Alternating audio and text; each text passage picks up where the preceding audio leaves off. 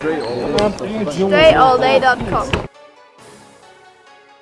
What up, everybody? Dre Baldwin, DreAllDay.com. This is a quick intro for what you're about to watch, or what you're about to listen to, rather. This is a 2+ hour interview I did with Mr. Kanis of EuroProBasket. For all you players who want to get on overseas, get your career started, go to a camp, go to an academy that will actually nurture you and help you build up your name, your game, your skills, so you can actually get into the pros as a basketball player.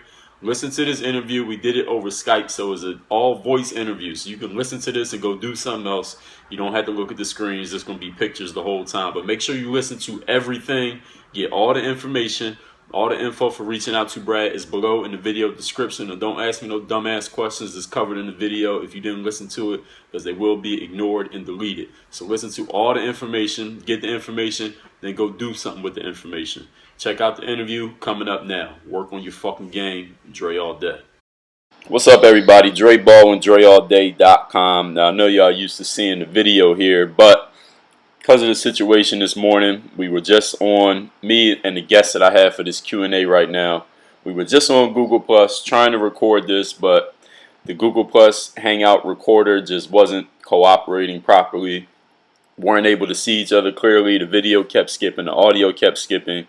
Y'all wouldn't have been able to even decipher what we were talking about because it kept skipping so often. So I asked my guest if he would be kind enough to give some more of his time so that we can do this via audio so y'all can actually hear the information, because y'all know me, the information is the most important thing, even though it's not like we out here playing basketball, so it's not really anything you need to see, but you definitely need to hear what this man has to say, because he has some experiences when it comes to basketball, especially pro basketball, college basketball, overseas, and NBA experience that a lot of you want to know about, and that's the reason why it was imperative that I got this man on the Q&A today. So I want to make sure that y'all hear everything he has to say and appreciate the fact that he came on here to share this information. There's a lot that we're going to talk about.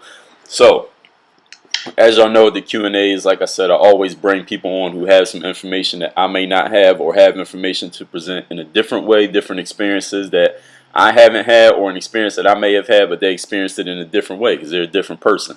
This man right here, we connected a couple months ago because he is a professional player. He has a lot of professional experiences, and he's doing some things in professional basketball that are very important to many of you who ask me a lot of questions about how you can get on playing in the pros, what camps you should go to, about dealing with agents, about getting your opportunity, getting your chance. This man right here has some information about that you need to know about, so make sure you listen to everything he has to say, and you're going to have an opportunity, a way to get in touch with him once you've heard this whole interview. So let's get right into this. This is Brad Kanis. Brad, are you there? Yeah, I'm here. All right, Brad, thank you very much for coming on the Q&A here. You got a lot of people listening to you right now, and this interview is going to be heard a lot of times over a long period of time. So there's a lot of things that I want to ask you about. I've already told you that up front. So let's start right from the top. First of all, where are you at right now as we had this conversation? I'm located in Girona, Spain. We're about an hour north of Barcelona and about 45 minutes south of the border of France. Okay. And about 20 minutes away from the coast of the Mediterranean Sea. Okay. What's the weather like where you are? Today it's rainy, but I'd say it's a subtropical climate. It doesn't get snow. It doesn't get cold enough, but it also doesn't get too hot in the summer, comparable to like a Northern California type climate like San Francisco. Okay, I like San Francisco. My sister actually she just graduated from Stanford, so she lives out in that area, but it's a beautiful area. Yeah, it is. Okay, so San Francisco light weather, that's not bad. I mean, I like Florida better, but I wouldn't complain. I wouldn't complain about San Francisco. Yeah, not when I know my family in Philly is dealing with snow every week, so no, nothing to complain about. All right, so Brad, let's get into why it is you're here on the Q&A. You being in Spain, number one, that makes you unique, because a lot of people listening to me haven't been outside of their hometowns before. But tell us who it is you are, where you're from, what schools you went to, what college you went to, and what it is that you do professionally. What's your background? My name is Brad Kanis. I was born in Portland, Oregon, and I grew up there until I was about 10, 11 years old. I moved down to Southern California. I played basketball my whole life. I played soccer and baseball also most of my life until high school. I was never really a serious basketball player. I mostly just played for fun. I was always on a team, and I didn't really get serious until I got into college. Until about my second year of college, I played high school in Southern California at Corona Mar, Irvine, Northwood High Schools, and then I went on to play JUCO at Irvine Valley College in Irvine. And I played about a year and a half there, and I was introduced to a gentleman who's an investor for a basketball academy in Oregon, and he got me a school it's called Lane Community College in Eugene, Oregon. He got me basically a scholarship to go to that school and to train with his academy during the summer. And so I took him up on the offer. I went there. I played at Lane Community College, and I attended the academy in the summer. I worked the camps. I did kids camps, and then I did the pro camps, to try and prepare myself for the next year. I got a few scholarship offers. My last year in JUCO, I shattered my finger, and so I only played the first 7 preseason games, and I sat out the whole rest of the season due to that injury. And so my scholarship offers were real limited to mid-level Division I schools and high-level Division II schools. I chose to go to Southern Utah University. I played there for a year. My coach got fired, and my season wasn't that great, so I ended up transferring to Division II school in Phoenix, Arizona, called Grand Canyon University, where I finished my senior year. Okay. So you finished at Grand Canyon University. How were your statistics as a senior, or what was your best year in college? My best year was definitely my senior year. It wasn't a great year.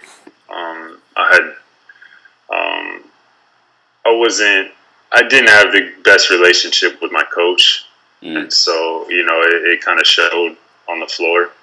I lack confidence, and so I think I don't remember exactly my averages, but it's probably around 8 points a game, 5-6 rebounds a game. Nothing spectacular for a Division II school. How many minutes were you playing? I was playing probably 16 to 18 minutes a game on average. Okay. I was still getting looks from NBA teams just because of my height. When they go through and look at the rosters, they see, 7'2" player there, it strikes interest. And so they still came out to see some of my games. And one of my games was against James Harden's team at University of Arizona. I definitely remember playing against him. Yeah, the Aztecs. Yeah. Yep. How did he do? How did that game go? It was good. It was actually probably one of my best games. I played against Jeff Pendergraph. Mm-hmm. He was also there, and I did really well against him. I actually have on my college highlight me blocking James Harden as he's coming down the lane trying to get it done. So that's pretty cool. Little claim to fame from my college year.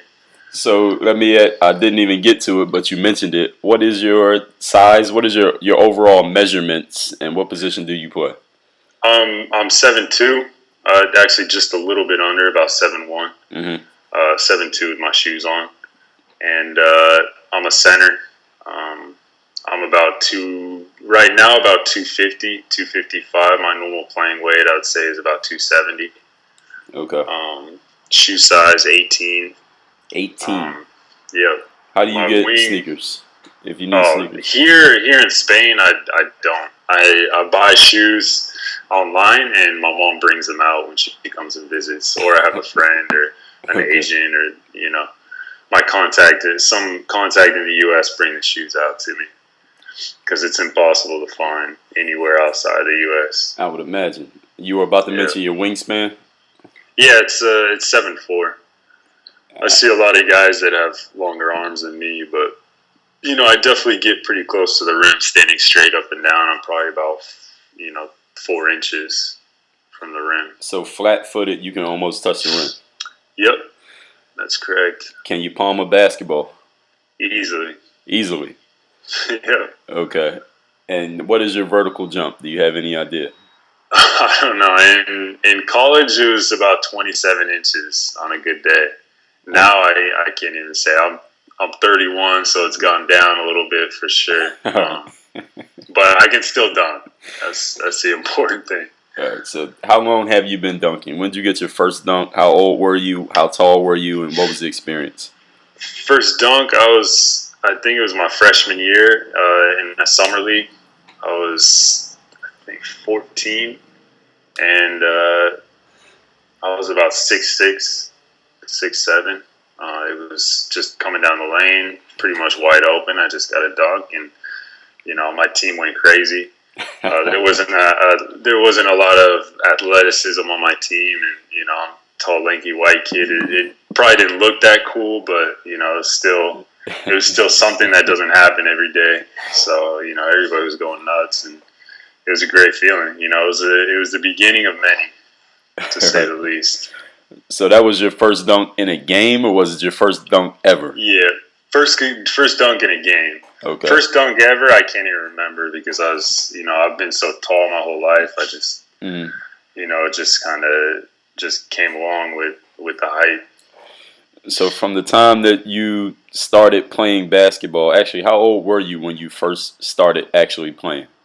I first started when I can't even remember, when I was 4 maybe. Okay, I was too young to be put on a team, but I had an older brother that is 2 years older than me. So my father was his coach, so he just put me on that team. And so my whole life growing up, I was always playing with my older brother's team, which is, it was players 2 years older than me. All right, so you've always played with older players, and you're 7'1". How tall are your parents, Brett? My parents, my mom is 6'1", and my dad's 6'11". Wow. So I was destined to be a 7-footer. You mentioned a brother. Do you have other siblings, and how tall are they?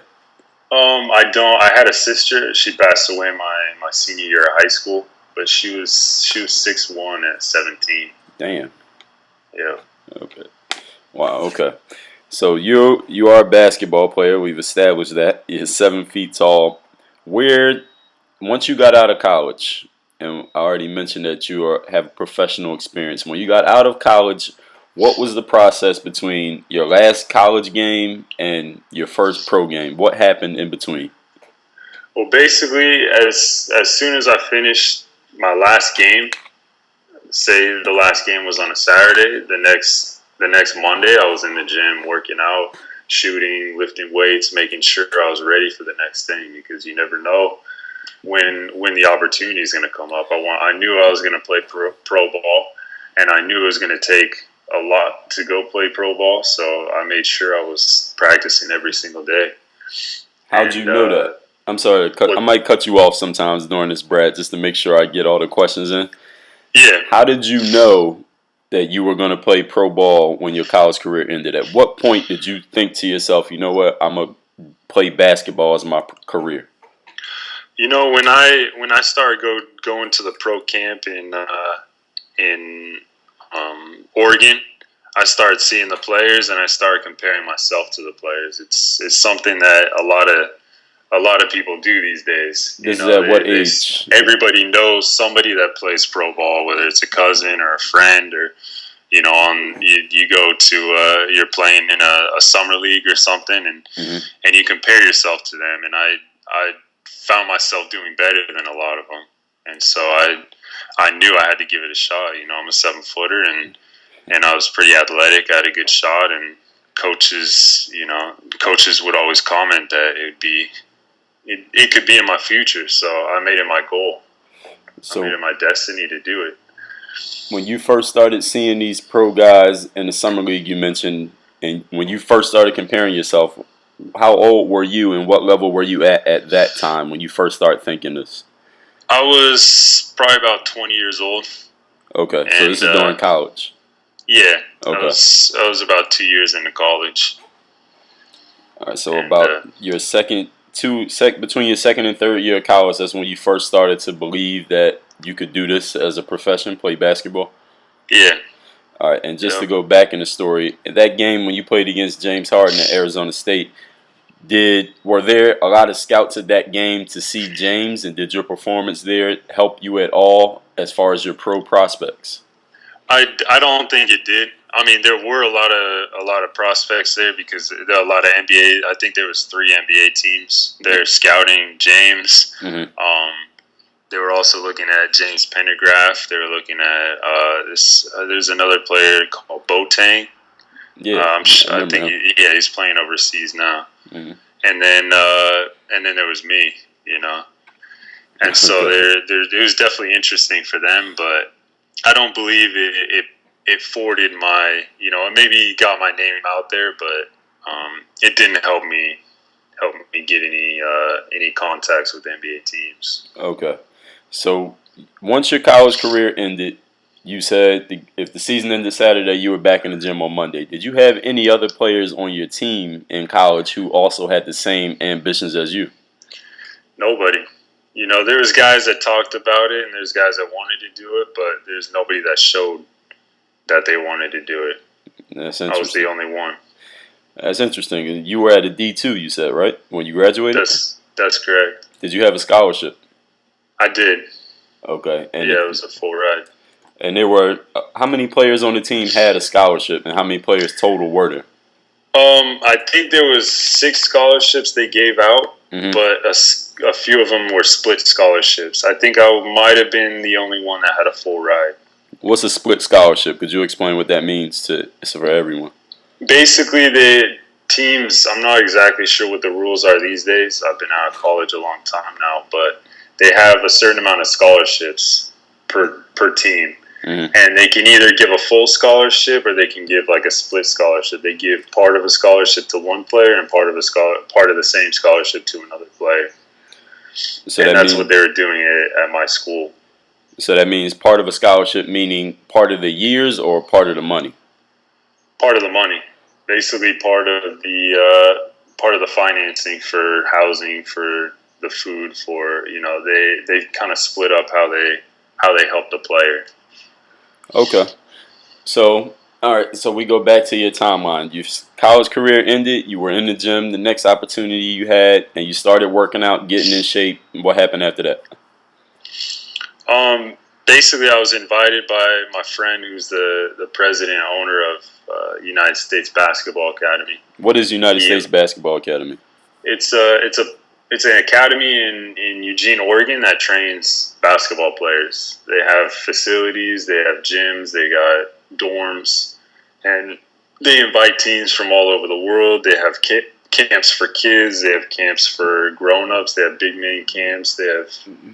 It's a camp that a lot of NBA players have been to. Actually, I met Kareem Abdul-Jabbar there, Bill Cartwright, Peter Goodman. A lot of big coaches like Pete Newell were there, John Wooden. Okay. All right. There's now, let me ask just a lot of basketball going on in that academy. Let me ask a question about the academy. Is that a place that, let's say, if I live in, you said Eugene, Oregon, or Portland, Oregon? Eugene. So Oregon. if I'm in Eugene, if I take a flight to Eugene right now, can I just walk in there and start working out, or how do I get in? No, actually, I don't know what their processes are right now. I know they work a lot with Chinese teams. I think they do kids camps and stuff right now. It's been a while since I've talked with the director of the academy, but it's not like a year-round type thing. They have certain dates where they do certain things, and I think now they're also taking tours to China, taking different teams to go play in China. I believe it was the first place Yao Ming went when he entered the United States. Okay. He attended this academy, and they bring pro teams from China to train there. Mm-hmm. But certain months or certain weeks of the year, you can't go out there and train. Okay. Now, I do also know, well, actually, let me ask, is the USA Basketball Academy where the Hoop Summit takes place every year? I don't know. I don't think so. Okay. But I wouldn't be able to tell you. All right. So you went to a friend of yours ran the USA Basketball Academy. You had just finished your college career, and back to your timeline. What happened next? I was invited to a pro camp, basically an exposure type camp. I went there and Where was the I camp made sure at? I was in shape. It was in Eugene, just outside of Eugene, Oregon, at the United States Basketball Academy. Oh, okay. So it was at the academy. Yeah, Okay. correct. All right. And I made sure I was in shape. I was ready. I'd spent all my hours in the gym, and I went there with all my confidence, and I played really well. There was about 40, 50 other players there. There was probably about 11 or 12 agents, and there was actually a couple of teams, one of them from Uruguay, that were looking for players. Mm-hmm. And I did really well, and I had every agent talking to me after the games, trying to offer me contracts with their organizations, and I just chose the agent that my friend, the president of the camp, recommended me to choose, who had NBA contacts. So this is what helped me start my career. It helped me get to Houston to play with Yao Ming and start the Houston Rockets training in the summer and the summer league. Okay. So what year was this that you went to the camp, Brett? It was 2008. All right. So 2008, you went to this camp, and you said there were 40 or 50 other guys there. Was it an invite-only camp, or was it the type of camp that anyone could attend if they wanted to? I'm not exactly sure, to tell you the truth. Okay. Because I never had to do the registration process. I believe it was invite because all the players were pretty high level. They weren't, they didn't just accept anybody. Okay. But it was definitely competitive, and there was definitely a lot of eyes out there looking at guys. So I would imagine invite. All right. Now tell us what the structure of the camp was. How was it put together? How were the days broken up? How long was it? How many games were there? Were there drills also? Did you get to talk to the decision makers, or did you just play? Pretty much I just played. I went there. I stayed there for about a week beforehand. Okay. Shooting and whatnot, because it was my friend that did it. And there were some drills in the morning, some shooting, so guys could see, how your shooting is, how your ball handling is, and then in the evening you just play games, one maybe two back to back, and it was about a 4-day camp. How many games total in the whole camp? I believe I played 4 to 5 games in total. And by the time that camp ended, were you having discussions with decision makers and agents right there on the spot, or was it after you went back home and they called you? How did that happen? How'd that work? It was pretty much on the spot. I mean, everybody they would just come up to me at some point in the camp, since we're all living in the same area, in the same dorms, in the same facilities. I'd talk to them periodically. I'd pass by them, and we'd exchange words. And by the end of the camp, I pretty much talked to everybody there. I made sure I went out of my way to make sure I was getting seen by people, and I was introducing myself, and that everybody knew me there. I didn't want to be just kind of in the shadows. I want to make sure that I was making all the connections I need. I was getting all the cards from everybody, and I was trying to set myself up for my next move. So 3 things that you said so far, Brad, that I want to make sure the audience caught. When your college career ended, you knew you wanted to be a pro. So the first thing you started doing, first of all, you made a decision that you were going to become a pro. Was this pretty much your plan A, that you were going to become a pro basketball player? Yeah, it was really my only plan. All right, I never focused on studies like I should. I knew basketball was it, and I made my decision, and that's how I went about it. It probably wasn't the smartest thing, but at the time, I felt like that was what I had to do. All right, so I want everybody to make sure they heard that D word that I mention all the time to you all, decision. Brad made a decision that basketball was going to be it. It was his only plan. It was no plan B. It was just a plan A.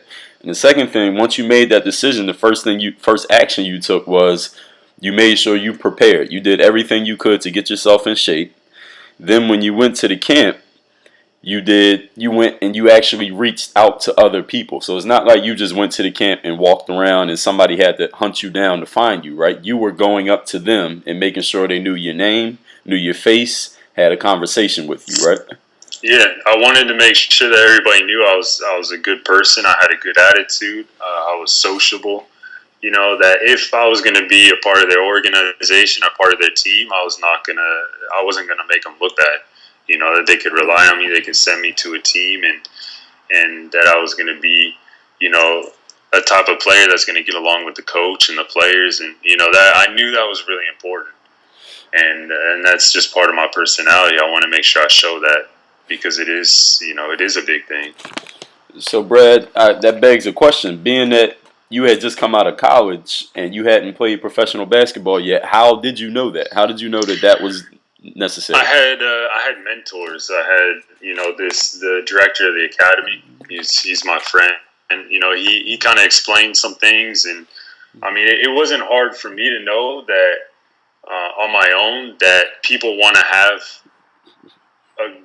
to work with a good person. You know, like say switch basketball for just a regular company. Mm-hmm. You know, you don't want to work with somebody that has a bad attitude. You don't want to work with somebody that isn't easy to get along with, that you can't laugh and tell jokes with, that you can't have, you know, normal conversations with. You want to work with somebody that has a great attitude.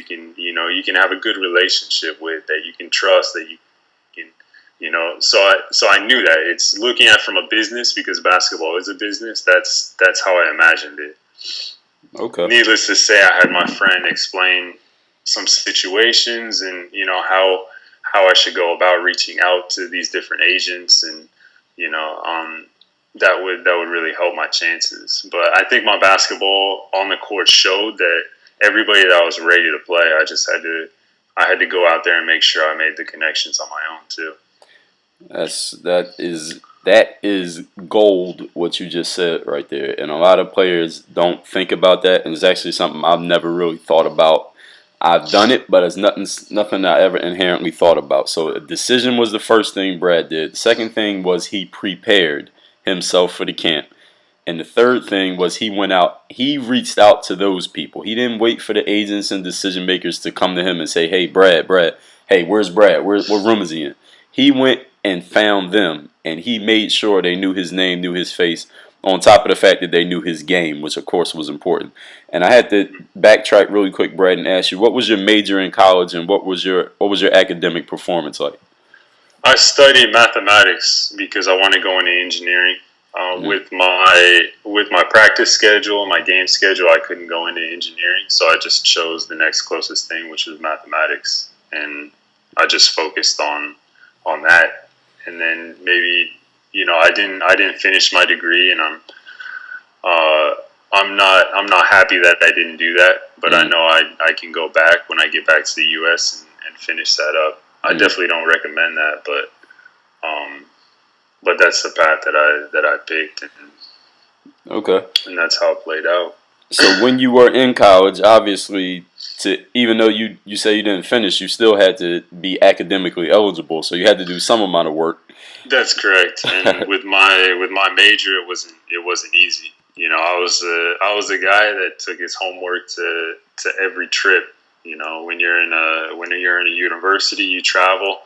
1 week you're on, 1 week at home, and then the next week you're traveling the entire week. So you're gone for 5-6 days. And I was one of the only guys that would have his homework and do it on the planes, do it, you know, in the buses, do it in the hotel room, do it every time I'm not playing basketball or sleeping or eating, I'm doing my homework. So that leads right into, besides taking your homework with you, how were you able to, and this is a question that I get very often from athletes, how were you able to balance being an athlete and being and doing what you had to do academically outside of the traveling? How were you able to do it on a day-to-day basis, Brett? Time management. It's huge, and it's going to help you for the rest of your life. You have to figure out how to manage your time, and that's what I did. I tried to put myself on a schedule. I planned my day out beforehand, maybe the night before, and I say, okay, I got this, I got to do this, this, and this. Maybe make a list. The most successful people in the world make a list before they go to bed of everything they want to accomplish the next day. And then when they go throughout their day, they just check off all the things that they completed.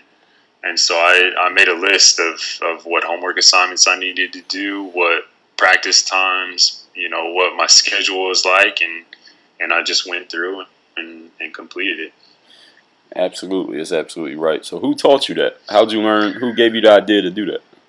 Basically, the investor for this United States Basketball Academy, his name's Jim Schmidt. He's a multi-millionaire. He's an entrepreneur, and this was the biggest advice he gave me. That this is what he would do. He'd have basically a pad of paper, and he would just write out everything he wanted to get done every day, and he would have his contacts on one page and his whole schedule on the next page. Okay. And those were his two most important things for his success, he said, was that he kept in contact with all of his contacts and that he kept that list of everything he wanted to do the next day. And he made sure all of them got done. All right, so you went to this camp. You got the offer from – so you had an offer from multiple agents. You took the offer on advice of your friend with an agent who had NBA contacts. So this agent had NBA contacts. And he brought you to the Houston Rockets. Now, when that agent told you that he was going to bring you to Houston to work out with the Houston Rockets, what was your physical response? I mean, I was kind of in shock. I didn't know if I was ready for that. I believed I was, but I kind of had doubts about it. I didn't know what to expect. I know I played against NBA players, like I said, James Harden and Pendergraft, and I played throughout my college career. I played against, Spencer Hawes from Washington. I played against a lot of guys that had and did well in my eyes against a lot of guys that had that, that were going first round in the NBA draft. And so I figured, why not? Even if I don't make it, which I was feeling that I had a great chance of making, I would still have something on my resume that I could tell my kids about that would help me in my future basketball career. All right. So when he told you that, was it an email or phone call? It was on the phone. He said, basically he explained that he was trying to do that. He was trying to work it out. A couple of days later, he called and said, "Pack your bags. You gotta be out here in Houston next week. So make sure you're ready to stay for a couple months." So when he said that, did you drop the phone? Did you jump up and down? Did you scream? Did you take a walk? I was definitely pretty excited. I didn't know. I was scrambling to try and figure out how I was going to make everything happen. I was going to get all my stuff ready. It's something I kind of expected, but I didn't expect it at the same time. Because it wasn't like I was going to a summer league or something. I was going to work out with Yao Ming. I was going to practice in the Toyota Center. It's a pretty crazy thing. But so when you knew you were going to Houston, I mean, did you tweet it? Did you post it on Facebook? Did you tell everybody? What was the response of the people around you? I didn't. My social networking was at that level at the time. It was more just telling my friends, and Okay. I was more low key about it. I'm sure now I probably would have taken a couple selfies and put it all over Facebook. But okay. So times have changed, a couple of years. It was like 8-9 years ago. So 2008 was the beginning of all of this, right? Yeah. All right, so you get to Houston. You're working out in the Toyota Center. Is you, Yao Ming? Who else was there, and what happened? Well, I pretty much met almost everybody. There was guys in and out every day. So I'd see T-Mac. I see Brooks all the time. I knew Brooks from college because when I went to the JUCO at Lane Community College, I used to work out with University of Oregon and Oregon State, and so I knew Brooks already. Okay. Mike Harris. They had Steve Francis. Steve Francis, one of my favorite players of all time. Yeah. He's a nice guy too. I mean, Yao Ming he's an incredible person too. Great attitude, always joking around. It was definitely a pleasure to be there. Who was the coach of the Rockets that year? That was Van Gundy still?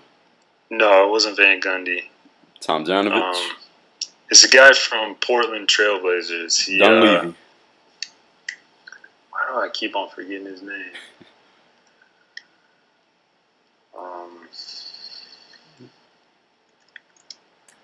Was it Mike Dunleavy, Senior? No, it was. Trying to think.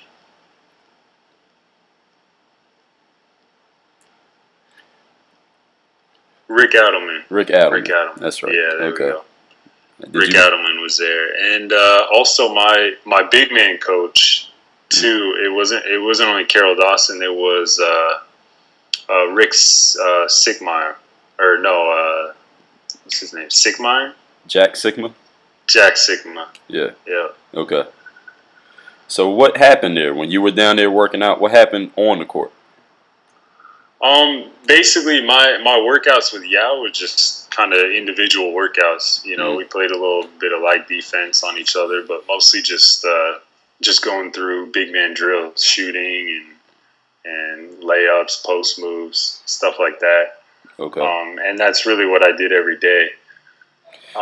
After about a month and a half,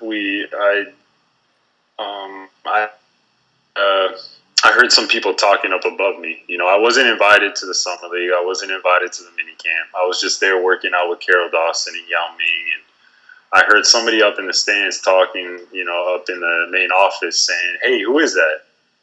And I looked up, and my agent was there. And he looked up, and he's like, "Who is that guy right there?" And he was pointing at me. And my agent's like, "Oh, that's Brad Kanis." He's like, "Who's Brad Kanis?" He's like, "Oh, he's a big guy just working out with Yao Ming." He's like, "Okay." And the next day, I was invited to come to the mini camp. I guess the guy that was saying, "Who is that?" He's the president. He's the main guy for the Rockets, and he was asking to see who I was working out with Yao. All right, so 2 questions. Number 1, who was that president? Do you know what his name is? I don't. I really don't. I'm lost on names here. It was a long time ago.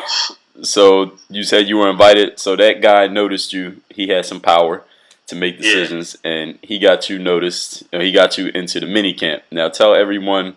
Remember, I know you know that I know what this stuff is, Brad, but a lot of people don't. So as if you're talking to a 5th grader, what is mini camp? Mini camp is basically the training camp before the summer league. It's usually like 4 to 5 days, and it just prepares you with the plays, the different systems that they want to run. They have the whole team there, 11, 12 guys that are going to be traveling to the summer league, and they're just getting everybody ready to play in the summer league, to play 4 games.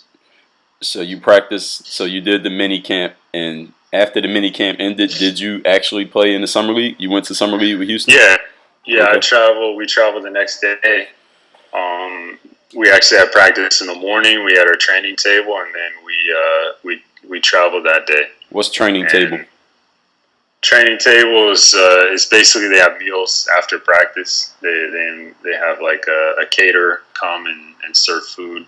This is in Houston, or this is in Las Vegas? This is in Houston. So tell everyone, if they never walk into a NBA training table, which most of us won't, what does that look like, and what's the experience? They have a waiter, You know, they have a special room. Maybe it's like an office or like a conference room, and they just have all bunch of trays of food set up, kind of like a training table for like a university. You know, a lot of D1 schools have the same type of situations. And they have people serve your food, and you can choose to eat there, or you can choose to go home and eat. So was it the best? Was it the best spread of food you ever saw in your life? Or have you seen better? Just the fact that I was sitting down and eating with a bunch of Houston Rockets, yes, it was the best food. So when you sat down and ate that day at the training table, and you looked around the room, who else did you see eating food with you? Mostly the young guys. You know, there's Aaron Brooks, Mike Harris. You didn't have the veterans there. Okay. You know, they don't go to the mini camp or the training tables with the mini camp. They have their own schedules with their trainers, and they prepare on their own. The mini camp and the summer league is more for the rookies and for new guys that the NBA teams are interested in. So the NBA summer league, you had to travel from Houston to Vegas. What was the traveling like? The travel accommodations? Basically, you take a bus. We take it with the whole coaching staff. So Rick Adelman was there, and the rest of the coaches, all the players. We go to the airport. As you're waiting in the airport lobby or in the terminal, you're sitting down and you're talking with the different coaches about the plays. You're going over the stuff because the NBA, they have so many plays. They have so many options for each play. You know, you have to remember 10 different plays, but you know, on top of that, there's 30 options, you know, so you got to remember if the guy dribbles this way, you got to do this. If the guy passes the ball the other way, you got to do that. It's every system has has different options. And so you're sitting there with the offensive coordinators trying to go through all the plays to remember everything you got to do. You know, guys are talking with their families and stuff. This is in the normal lobby, like the same lobby that the regular people are in, or is this a separate NBA it's just a only regular terminal? Okay, so it wasn't the NBA only terminal, just nope. For everybody. Okay. No. You guys flew a commercial flight? Yeah, that's correct. Were people stopping and staring? Like, look at all these really tall guys. Are y'all basketball players? There's definitely, you get a lot of attention traveling with the whole team of 6'5" and over players. So did you have an exit row seat on the plane? Yeah, I did. I have to. I can't fit in a normal seat. Okay, so did you demand that, or did they do it for you without you having to ask? They pretty much set it up. The coaches made sure that I had them. Yeah, I had one, and the other tall players had them. The shorter players had to just settle with what they got. They were sitting in coach. Yeah, that's correct. All right, so you get to Las Vegas. What was the hotel like? Oh, we stayed at the Golden Nugget. I guess the Rockets organization has an agreement with that hotel. And so a lot of other teams, they stayed at the Palms and everything, but they had shared rooms. So we stayed in the Nugget. We each had our own room. They give you it's a nice hotel. It's considered an old part of Vegas, but it's a redone hotel, and it was very comfortable. They had the buffets just like every other Vegas resort and hotel, and everybody got a per diem. What was the per diem, if you don't mind me asking? You basically get a check. You get two different checks, and they might be for like $900 a piece. Wow! And how long is that supposed to cover you for?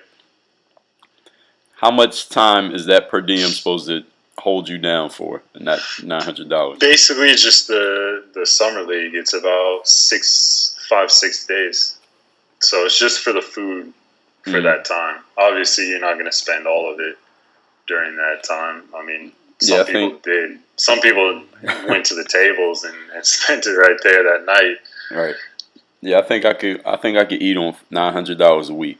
I think. Yeah. Well, actually, that $900 was just one check, and then you get another check for anywhere from $700 to another $900. Yeah, I think I'd be all right with that. Oh yeah. Yeah, it wasn't bad. Plus, you get the check with the Houston Rockets LTD written on it with your name on it. And, that's a pretty cool feeling. Do you still have that check or a picture of it? I don't. And the crazy thing is, I didn't have a bank account at the time, so I went to a check cashing place. And I went to the front desk. I've been there with a check from the Houston Rockets LTD, and they looked at me like, "Who is this guy?" So a 7'1" guy walks into a check cashing place with a check from the Houston Rockets and cashes it for $900 in Las Vegas at that. Yeah. Okay.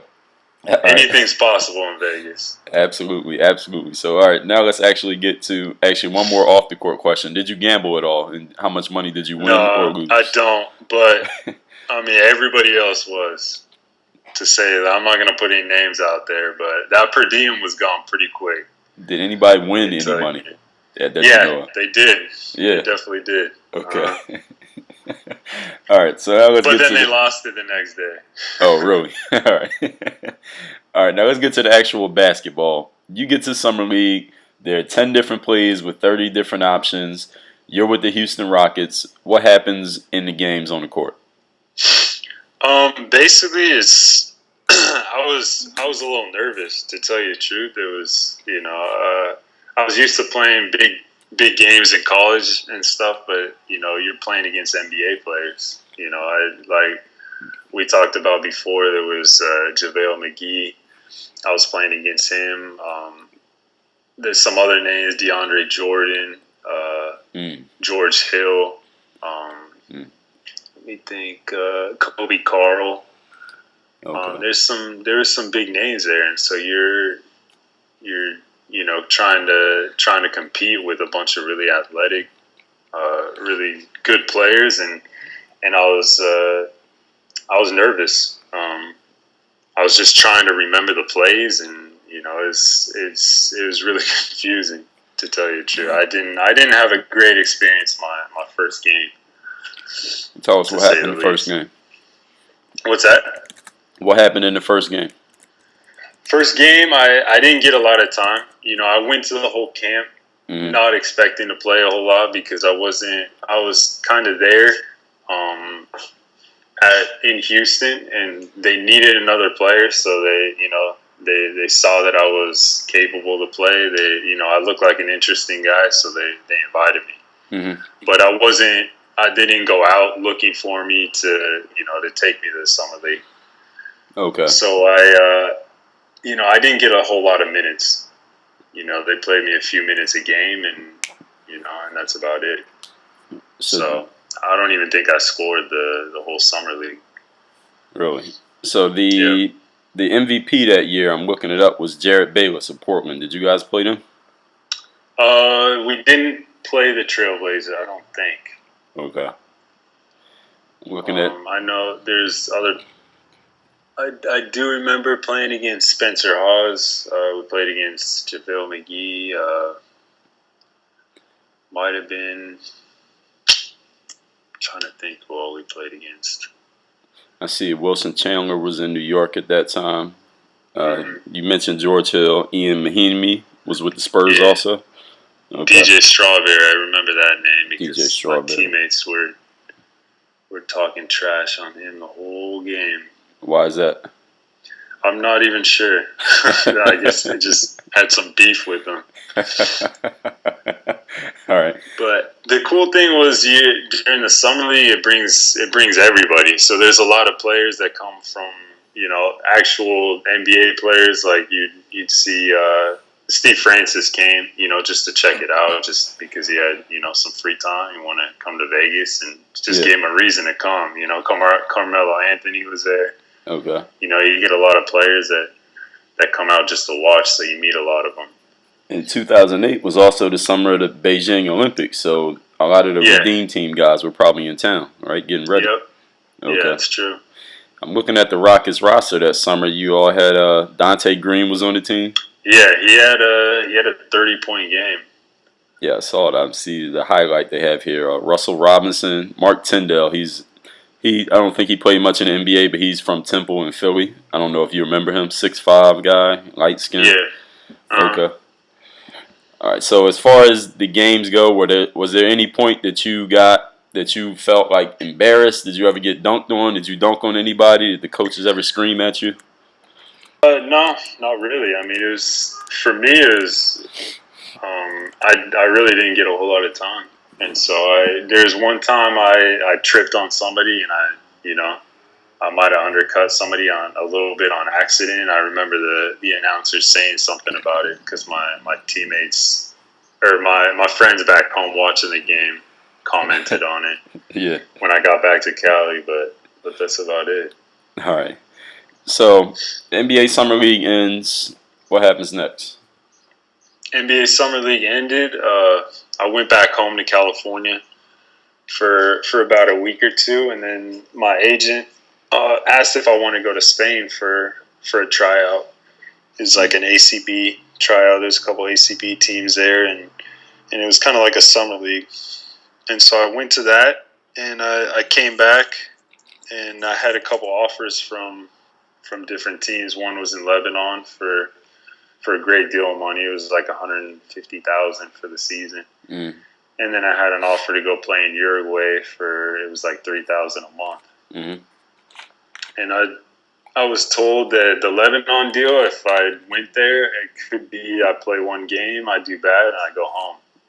Right. It's a lot of money. It's a lot of pressure. They expect a lot from you. Mm. And there's some pretty good Americans that go there because of the money. Mm. If I went to Uruguay, it'd be more relaxed. I could get more comfortable with my situation about being overseas, different culture, different language, kind of learn how to play over there. It's a really physical style of basketball. It's a good place to develop as a player and then possibly get something better for the next year. Okay. And so I chose to do that. I knew I was going to have a long career playing ball, and so I wanted what was best for me. So I think their goal also was to get me playing with the national team in Uruguay. Did you end up doing that? I got my citizenship there, and I was invited to play with the national team. Mm. The problem is the money situation is not good. They don't really pay. Mm-hmm. And so I would have to be living in Uruguay to actually be a part of it. They don't have money to pay for the hotels while I'm there training, to pay for flights for me and my family. They give a little bit of per diem, but I would be investing a lot of my own money to be doing it. So I decided to turn it down. Okay. So you took the job in Uruguay instead of Lebanon. Just for the people, you got a lot of people listening here who've never left the United States, who never even left their city, let alone the United States. Where is Uruguay and where is Lebanon? Uruguay and Lebanon, I actually had to look them both up because I had no idea. I heard the names of them, and I'm like, okay, I think Lebanon's in the Middle East. I think Uruguay's in Europe. Uh-huh. So I started looking in Europe, and I couldn't find it. And then I Googled it, and I found it was in South. It was a little country of about 3 million people in between Brazil and Argentina. Okay, so it's in South America. Yeah, I was expecting to get there and eat burritos and tacos, and that just crushed my dreams there too because they don't even have tacos and burritos in Uruguay. What do they have? They have meat. They're the number one meat-eating country in the world. Really? And they'll just eat just meat. Like, if you go to a restaurant and order a meal, they'll put a steak on a plate, mm-hmm. maybe sprinkle a little salt on it, and that's your meal.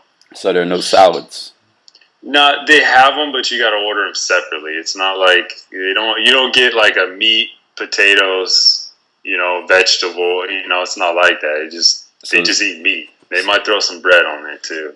A little meat and bread, and that's about it. So is it possible to survive as a vegetarian in Uruguay? It's difficult. I had a teammate that did it. He's playing in Argentina right now, and it's the same struggle there. They're a big meat eating country. They eat more meat per capita than any country in the world in Uruguay. Wow. So it's good meat. It's just, it's just plain. Okay. So that was your first professional. Well, it's how you played in the summer league first. Your first team that you signed a season deal with was in Uruguay. That's correct. How'd that season go? How'd it go? It went decent. It was a struggle at first. adjusting to the different type of basketball. South America is a real physical country, or a real physical place to play. All the countries there, they like Americans that are really strong, really physical. The refs let a lot go, so it's real important to learn how to finish, even with a foul, because there's a good chance you're not going to get the call. So my style was more European. I like to shoot from outside. I'm more like a fluid type of player. I'm not real just, pound the ball inside and try and get it dunk. I was never playing so I kind of had to adjust my game, and work on getting stronger and playing more physical. What were your stats? I think I averaged a double-double. It was like 13 points, 11 rebounds. Okay. So that season in Uruguay ended, and from there, how old were you when that season ended? I was 25 when that ended. All right, so between age 25 and now age 31, what's happened in that gap in between? Basically, I went home after Uruguay. I got home in January. It was the season wasn't completely over, but my team was losing. It was in the bottom, and they were afraid of getting dropped down, so they switched out the coach twice. They switched out the players, and I was one of the last players to go. Okay. And then they brought some other players, and they still didn't end up winning, and they got dropped down anyway. But and when you say drop down, can you explain to people what that means? Yeah, most people, I just realized when I said that, most people don't understand how the basketball works overseas. Each league has usually a first division and a second division, maybe even a third division. And the teams in the first division, they compete obviously to win the championship. If the last one or two teams in that division will drop down into the second division. So it's like everybody's punishment. competing to just really to stay in the first division, not only to win the championship, but if you're in the last two teams, there's a chance that you could get dropped down into the second division, or your team can. And that's not something that the teams want to do, because the teams in the second division, they're competing to win the championship to go back up to the first division. Okay. And so if a team gets dropped to the second division, they have to fight their way and win a championship the next year just to get back up into the first division. So a team overseas, if they feel like they're in danger of dropping out of their division, they'll make a bunch of changes in their personnel in order to try to not have that happen. They scramble. They really do. They'll fire the coaches. They fire the players. It's when teams are losing, a lot of changes happen. Everybody's on edge. Everybody's nervous, and they make a lot of changes. So when you play on a team overseas, how easily and how quickly can you gain or lose a job based on that information for people who don't know how it works? Well, I've seen guys play one game and get sent home. To tell you the truth, it really depends on where you go. There's countries in South America that you play one bad game and you already got a replacement. Waiting in the stands sometimes, or you got your team looking that night for talking with agents to look for a replacement. It can be 2 bad games and you go home. Okay, it can be pretty stressful at times. So when you came home in January from Uruguay, what happened over the next 6 years? Basically, when I first came home, I looked for a team to play with. And so I started playing with IBL teams. It's like a semi-pro league, just to stay in shape and to keep playing until I found my next job. My next job came in Syria, and I went and played there before the whole war thing happened. And I played there. I actually broke my finger while I was there after a couple of games, and so they told me I had to sit out about 6 weeks.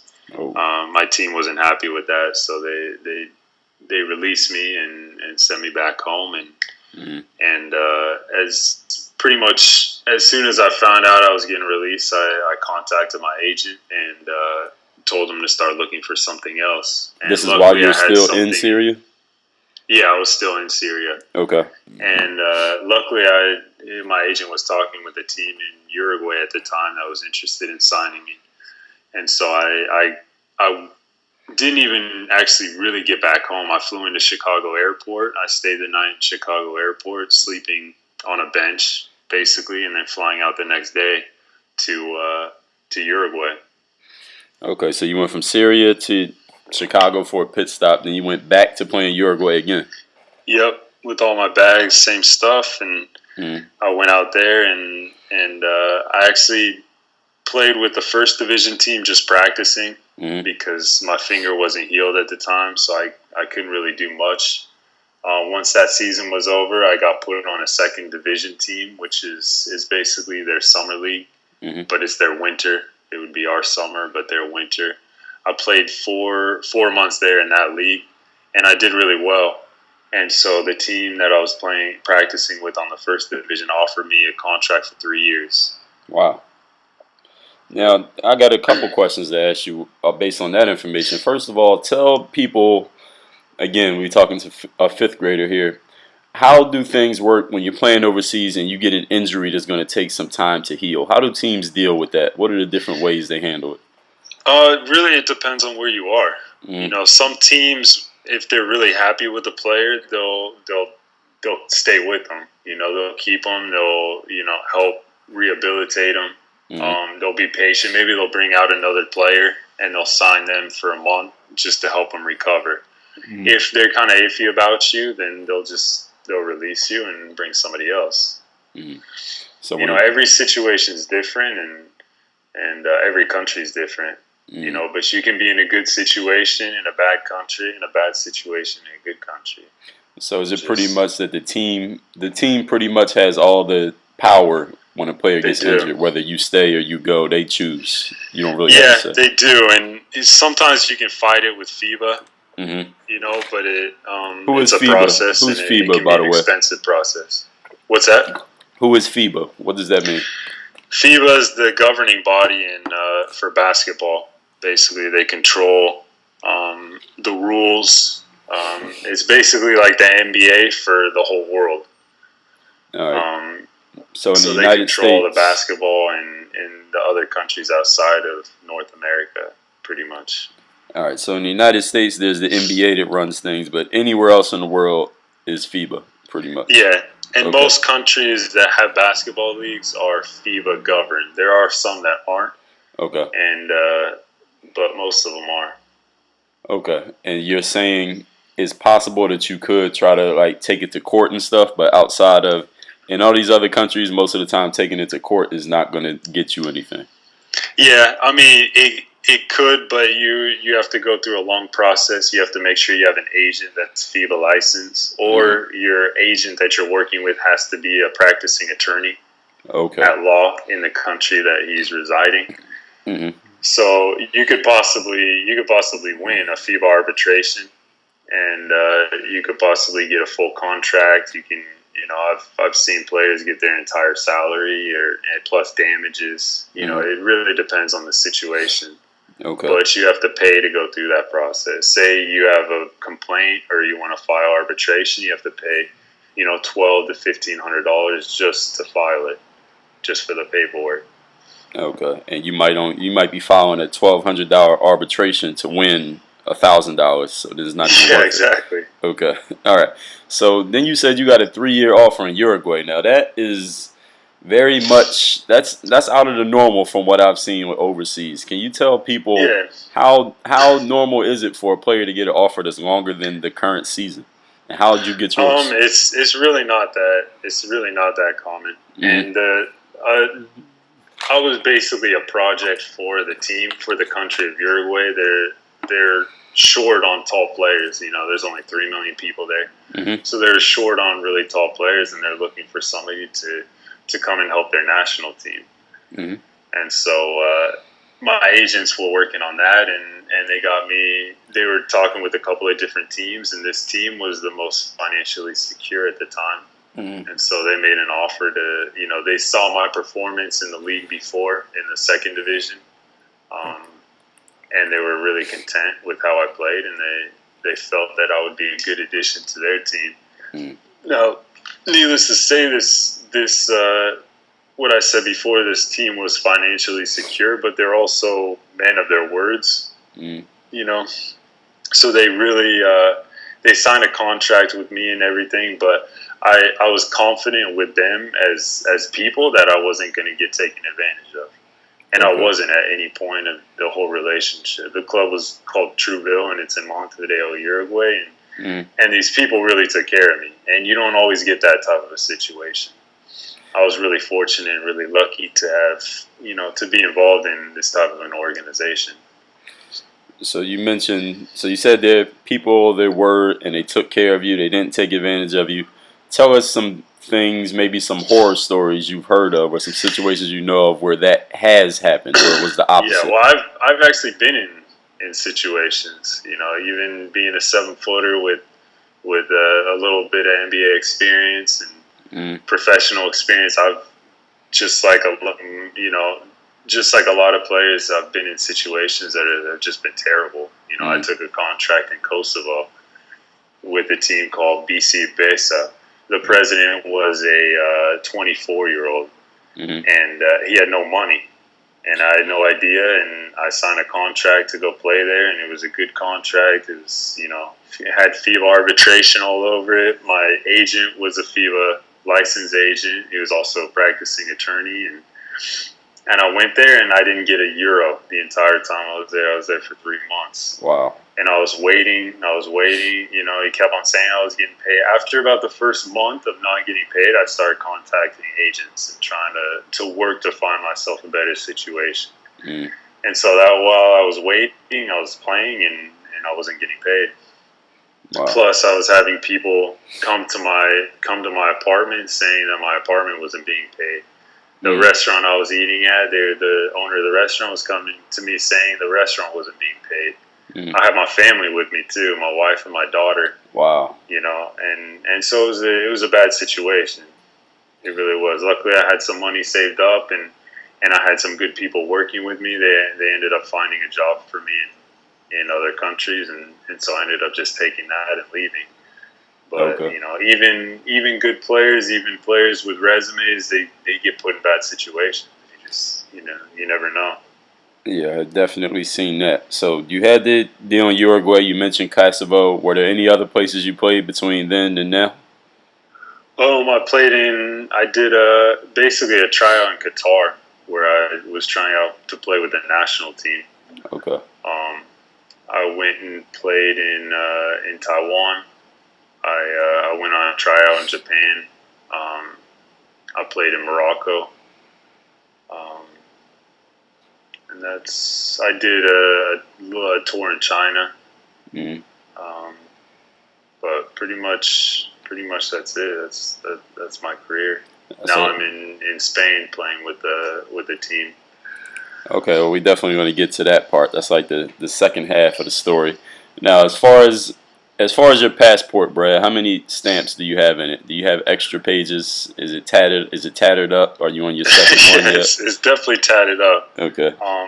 I wouldn't say I have extra pages yet, but I definitely have a lot of stamps. I've been all over the world with basketball. I've played on pretty much every continent except for Australia.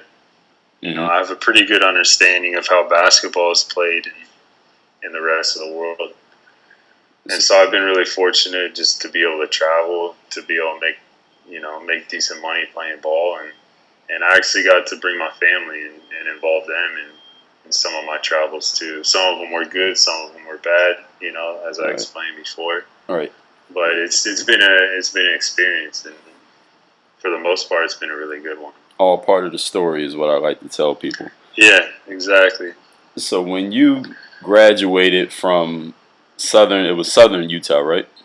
Southern Utah. I graduated from Grand Canyon Grand University. Canyon. Okay. Yeah. So when you finished college, your last game in college, did you have any idea that the next 10 or so years, roughly, would take you on this journey? I really didn't. I knew I was going to be playing basketball somewhere. I just had no idea how how the whole system worked. You know, how many different countries I could have been playing in, how I could travel the world as much as I did. You know, I didn't really know what to expect at all. You know, it was just kind of it was unexpected, but I'm really content with how it worked out, and you know, like I said, I've been really fortunate. Okay. So I know since you're living in Europe, you probably don't get this question as much as you would if you were in the States, being that you're damn near a foot taller than I am. How often do you hear people ask you, why don't you play in the NBA? And what do you tell them if and when you get that question? Yeah, you're right. I don't get it too much in Europe. In the U.S., I get it all the time. You would get that 10 times a day at 7 feet. Yeah, it's crazy. Yeah. Basically, it kind of is frustrating a little bit. Sometimes I tell them I do, just so I don't have to deal with it. Right. You know, sign a couple autographs and then the story's over. And other times I just say because it's competitive. You know, it's tough to play in the NBA. It's not like you're a 7-footer and you're going to play in the NBA.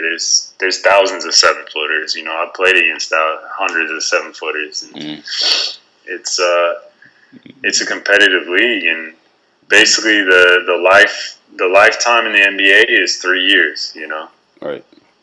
Less than 3 years, to tell you the truth. If you play more than 3 years, you're a very successful player. You know, you're an all-star. You have a really great career, and really fortunate. Most players go in 1, 2, 3 years tops, and they go overseas or they get other jobs.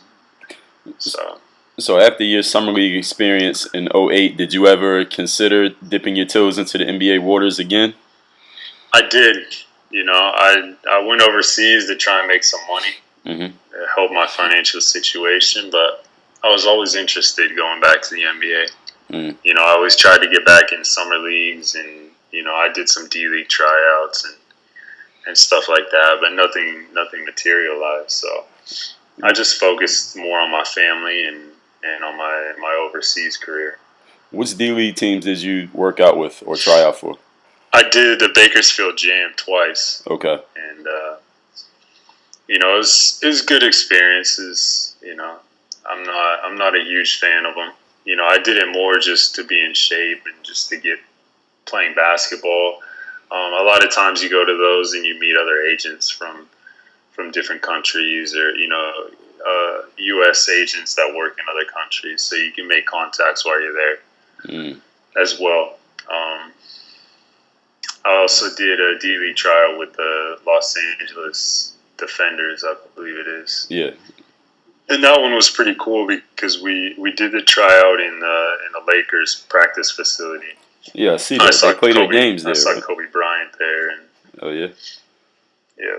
Okay.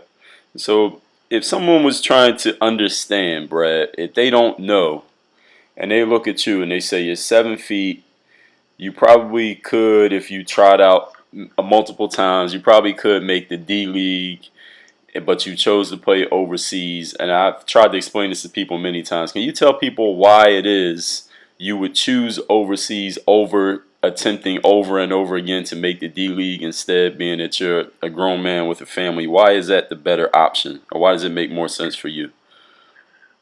Because really playing overseas, you can always get into the D-League. You can always get into the NBA. There's always the NBA is free. You're breaking up a little bit, Brett. Oh, sorry. The NBA's reach is so broad and so worldwide that if you're a good player, you're going to get see where you're at. You know, especially if you're moving up the ranks overseas. You know, I'm in Spain. There's players that go. You know, Joey Dorsey, for example, was playing with Barcelona, and now he's back. So, Brad, what was your favorite place to play, both on the court and off, and why? You know what? I really enjoyed most of the places I played. Off the court wise, you know, I played in a lot of beautiful countries, and there was a lot of good things I could take from each country. Asia was a really nice place because it was safe. It was clean. The people were really respectful and nice, and you go. Speaking on the court now, you go to a game in Japan or China or Taiwan, and the fans are clapping for both sides. Even if you're playing an away game, they'll still clap for you when you make a bucket or when you make a dunk or something like that. It's like a real positive atmosphere. Yeah, that's interesting. Yeah, so I definitely like playing in Asia. Okay. So who were the best players you played with and against? I know in college I played against a lot of really good players like Spencer Hawes and Tim Harden and James Harden. In the summer league, there was also some real good players, but I would say for a big man wise, probably Spencer Hawes was the best player I played against. Okay. I played against him in college when I was playing at Southern Utah. We played University of Washington, and then I played against him again that following summer when I went to the summer league. Okay. All right. Did he remember you? I don't know if he did. All right. I mean, it's kind of hard to forget somebody my height, so I'm sure he probably did. Yeah. But yeah, he was. I mean, he's real good with both of his hands, so you never know which way he's going. He's a good shooter. He's really hard to defend. Okay. Yeah, I see. So being that you're in Europe, do you follow much American basketball, college or pro? It's tough. If I do, I have to get online, and I have to figure out the schedule, and I have to go online, and it's really tough with my schedule now, and with the time difference, and with my family. I don't have a lot of time to do it, so I usually go through some highlights and whatnot. Okay. But, So yeah, I don't get the full. A lot of my players here they do. They have a lot of downtime, so they watch Madness and watching NBA games and stuff, but I don't get to. it being that we're recording this right in the heart of March Madness, I'm guessing you're not following the NCAA tournament much. Not too much. I wouldn't even know who's in it, to tell you the truth. I wish I could. Yeah. I really wish I could. That was, it was a big pleasure of mine to follow college basketball. I was always really into it, but now I watch more EuroLeague type stuff, Okay. because it's on the TV here. It's easy to access. All the highlights are on the news, and so it's a lot easier to follow. Plus, I have friends that play in the EuroLeague, so it's I like to see how they're doing. Who are the best players in the EuroLeague right now, in your opinion? I mean, speaking in Spain here. Anywhere, wherever you watch, who are the best you've seen? I mean, I watch a lot of Spanish basketball. One of my good friends is playing for Olympiacos, Esteban Batista. I think he's a real good center. I played against. He's Uruguayan, and he played in the NBA, and he's a real good player as far as big guys go. Guard wise, I really like to watch Deshaun Thomas. He's playing with Barcelona. He's a real good team player. Okay. I believe he has some NBA experience, and he probably has a good chance of going back to the NBA. Okay. He's definitely found out how to play the system, and get along with his teammates and stuff. So if you were talking to Brad, if you're talking to a player who, let's say you're talking to another guy who's your size, he's in college right now and he's thinking about pursuing some opportunities overseas. He's never been out of the country. What would you tell him if he asked you what is the difference between playing over there and playing in the United States? I believe it really depends on which league you go to, which country. Okay. Because if you go to South America, it's going to be the leading scorers are going to be the best players for the most part. You're expected to put points on the board, really. And if you're a leading scorer, you're going to have a job. But you have to do it back to back. You have to do it every game. If you come to Europe, you're going to be expected to do everything. You can't just go to the basket and score every time. If you are shooting and you're scoring every time, then that's a huge positive. You'll probably be pretty successful over here as well. But you're expected to pass the ball well. You're expected to get along with your teammates. You're expected to rebound, play defense. They really focus on the whole of basketball instead of just scoring. Okay. In other countries like South Korea, it's similar. It's more team basketball. It's real fast paced. You practice 4 times a day. So you're in really great shape. 4 times a day? Yeah, in South Korea, it's How crazy. does that work? We played against a team when I was in Taiwan. Playing with Yulon Luxkin. We played in a tournament, and there was KT Sonic Boom was playing against us. And I got to the gym, and they were running sprints before the game. Wow. And then they were running sprints after the game. It was insane, Wow. And they played really smart. They played really well, more like a European style. Everybody can do a little bit of everything. There's a lot of jump shooting. They're not that athletic, so they rely a lot on jump shots.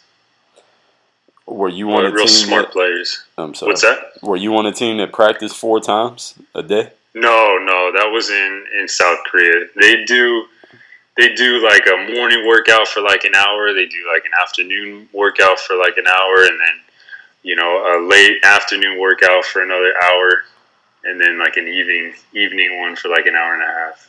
I mean, it's insane. You're expected a lot, but you're also paid a lot. You sign with the team, you get a signing bonus of $25,000. The league minimum is $25,000 a month. Okay. Plus you get bonuses on top of that. I know guys that came home with $400,000. But it's a tough league to get into. You got to.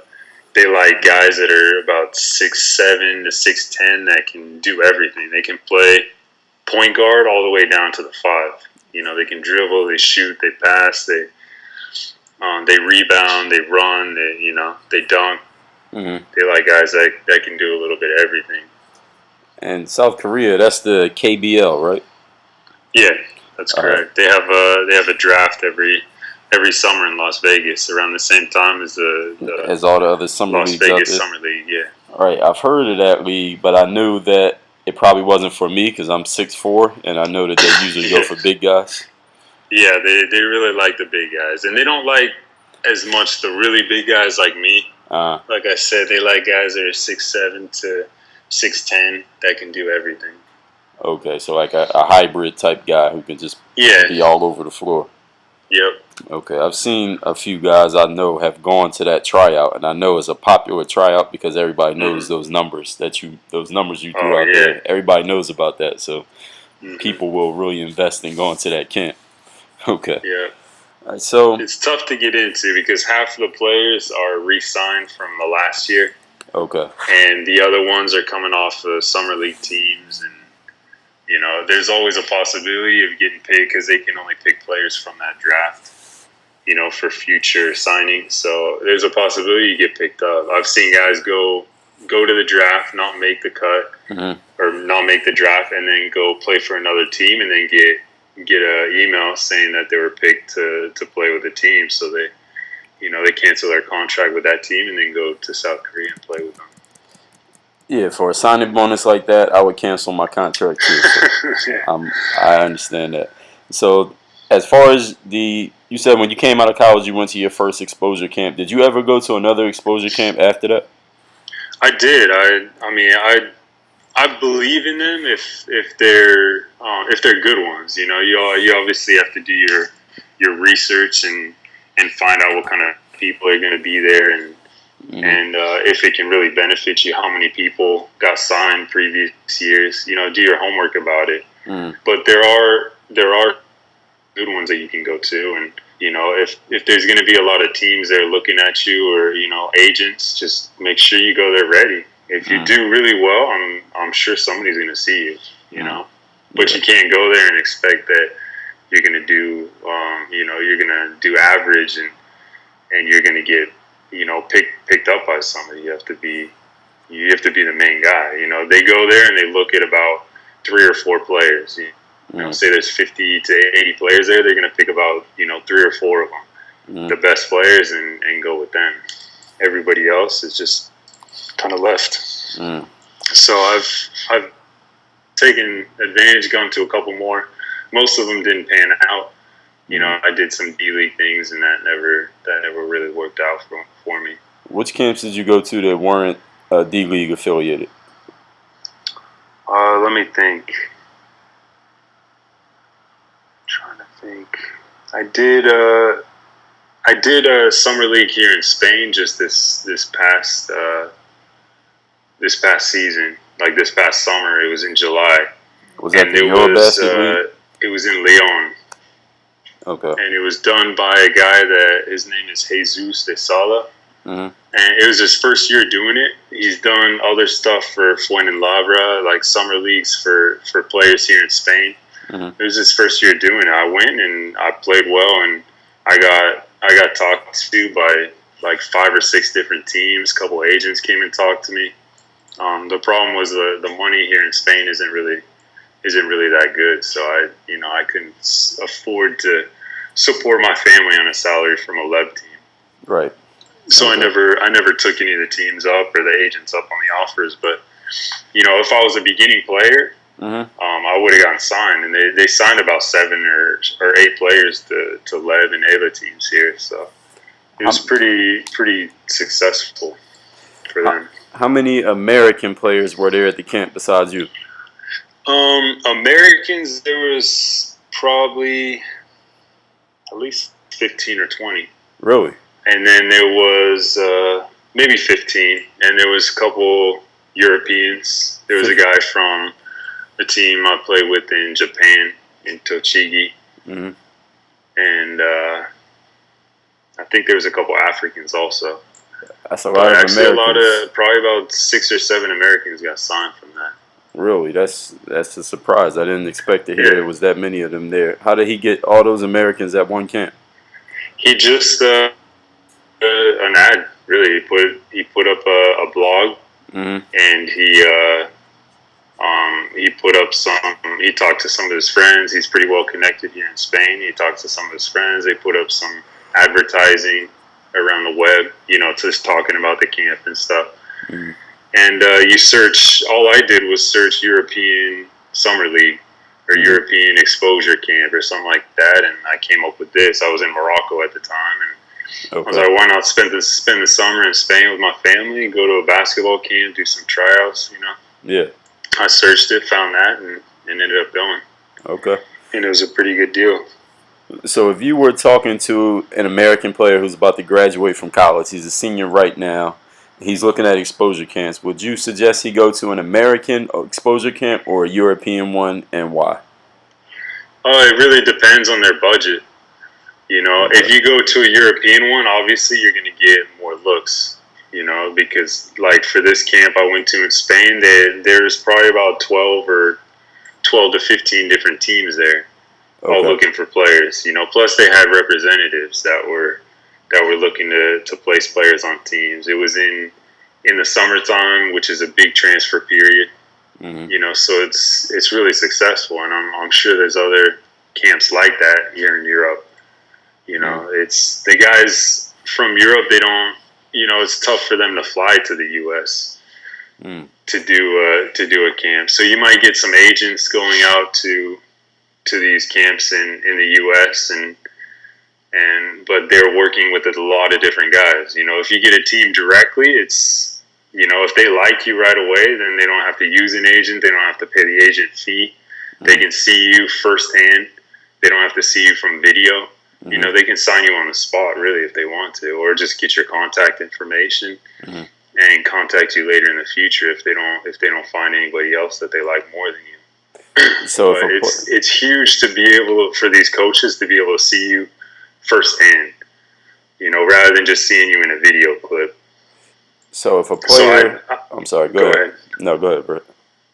If they have a chance, if they have the funds, coming overseas to do one would be the best. But if they don't, then obviously try and find a good one in the U.S. that that has had success signing players in the past.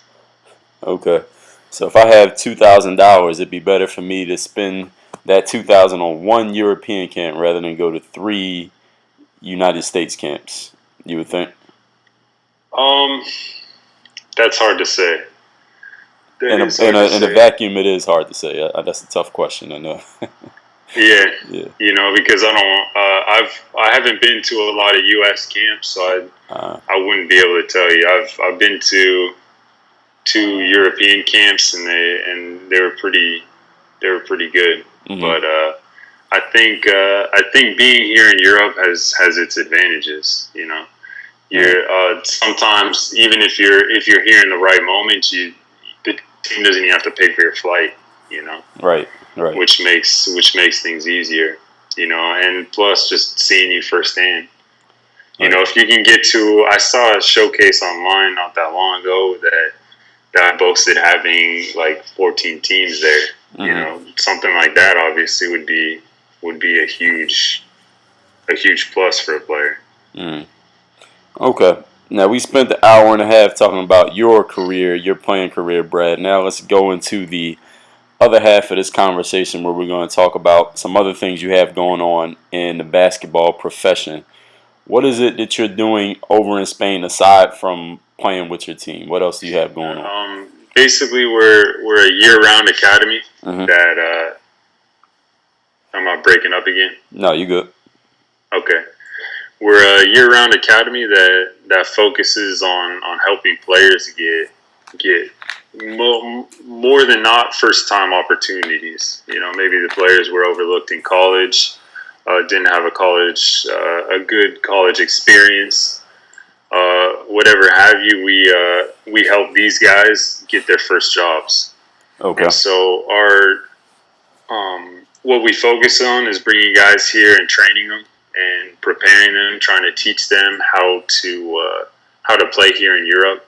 Mm-hmm.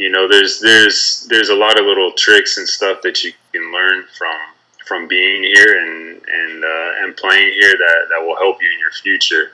We get a lot of guys that come and say they travel. They get a tryout Mm-hmm. for a week and they travel every time. There's a rule where you can't pick your foot up without putting the ball down. Right. And so we've had guys come to teams and travel 2-3 times and get put on the bench and sent home. They can't play if they keep on getting turnovers. So we teach them how to get around that.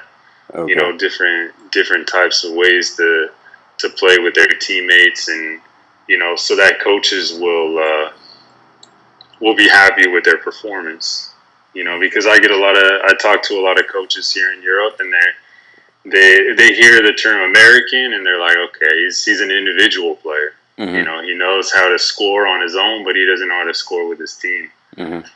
And so they're kind of hesitant when I try and send players on tryouts, send Americans on tryouts, because all the coaches think that's how we play. They see the NBA and they see players, that come to Europe, and that's what they think. So we try and to mold the players while they're here in the time that they're here to play with everybody. And our goal is really just to bring guys here and to keep them here in Europe, to find situations that they can stay and play.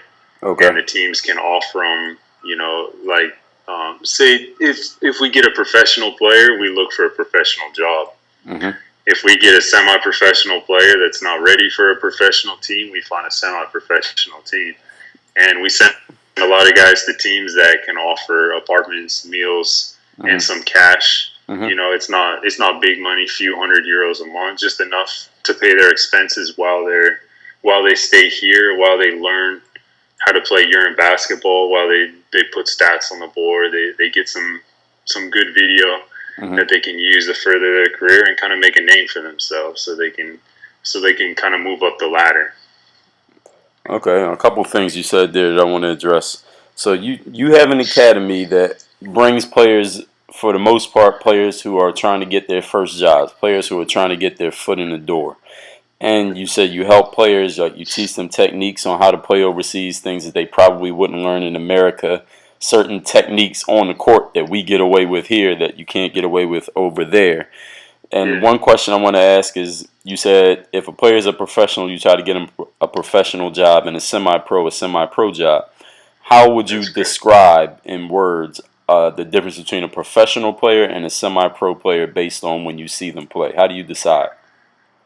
It takes a lot. We have to bring them here. We have to see them. We have to see them play not only in practice, but in a game type situation. Because you can see kind of a player's form, shooting form. You can see how they can dribble and how they can move the ball, how athletic they are if they're in shape in just in a practice type situation. But you can't really see how they play until they play like a real game. So we set up games every week against Spanish teams here, and then we film it and we evaluate the players that way. And our staff here is it's professional people that have been around basketball their whole lives, and it's pretty easy to tell what kind of level the players at. With all the years of experience that the guys have here. We have a coach. His name is Xavi Fernandez. He's an ex-player for Barcelona for I think 7 or 8 years. He played in the Euro League. He played in the Olympics with Spain. He played in the national team. His whole life he's been playing at the top level here in Spain, and he's a really good coach, and he really knows what he's doing. He really can see a player and tell what this player can do and at which level. Okay. And so we get a player, we see what they do in the practices, we see their attitude, because that's a huge thing. Also, we get guys that come here and they have bad attitudes, they don't get along with their teammates, and it's tough to send a player like that to a team because they're going to have that same problem at that team. So we encourage guys to come here and just put their, to behave, to have a good attitude, to want to work, to want to get better so that they can show us and we can use our name to sell them. But it really depends on them. So if we have a professional player, we get their film together, we watch how they play, we see if they're in shape, and we send their information to our agents, and they help them find a job. If we have a player that is at a lower level that we don't believe can play at a professional level yet, we look for a semi-pro team where they can go into the team and they can develop. Because if we play a game and say a player stays for a month, they play 4 games. And every game they have, 6 points and, a couple rebounds, a couple assists. Maybe they're not ready for a professional team, So we try and find a lower level team that they can get into, that they can cover their expenses and they can develop. And if they do well, then, we try and sell them to a bigger team. Okay. So how do you, well, first of all, as far as your academy, the way you described it, I actually never heard of anything like this, what you're describing, Brad. Yeah, it's actually the first time I think it's the first time anything like this has happened, but we believe it's a real way to give people opportunities. I wish this had existed when I was first getting in the game. I might have been at the academy trying to get my job instead of going to 20 different camps. Actually, to tell you the truth, every single player we've gotten, we've found them a team. And not every single team can pay all their expenses. Some of the players come with some money saved, and maybe they're not ready for even a semi-pro team, because the level over here is it's a good level. I'm playing in a 5th division. It's considered a semi-pro team, but I have a guy playing on my team that grew up in Manresa, which is an ACB team. Okay. I have another guy that played in Leb Gold his whole life. The money isn't very good here, so the players just stay home. Really, they work their jobs and they play basketball as a hobby. Okay. And you get that all the way up into like the Leb and even in the ACB, there's some players that have jobs. It's considered fully professional, but a lot of the guys go to school or they have jobs or, because they just don't make enough. Years ago when I first came out of school, a Leb Gold team would pay $100,000 a year. Mm-hmm. Now the highest paid player in a Leb Gold team is making like $40,000. So can you clarify what those leagues you're referring to? Because a lot of people don't know what you're talking about.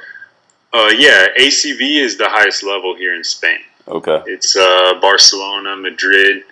Those are probably a couple of teams that people might know names for. Can you Leb reference Gold, a couple players who played in the ACB so people can kind of link? Yeah, I played in the summer league with Joey Dorsey. He played last year in Barcelona, but now they have Juan Carlos Navarro. Okay. Is playing for Barcelona. He played in the NBA. They got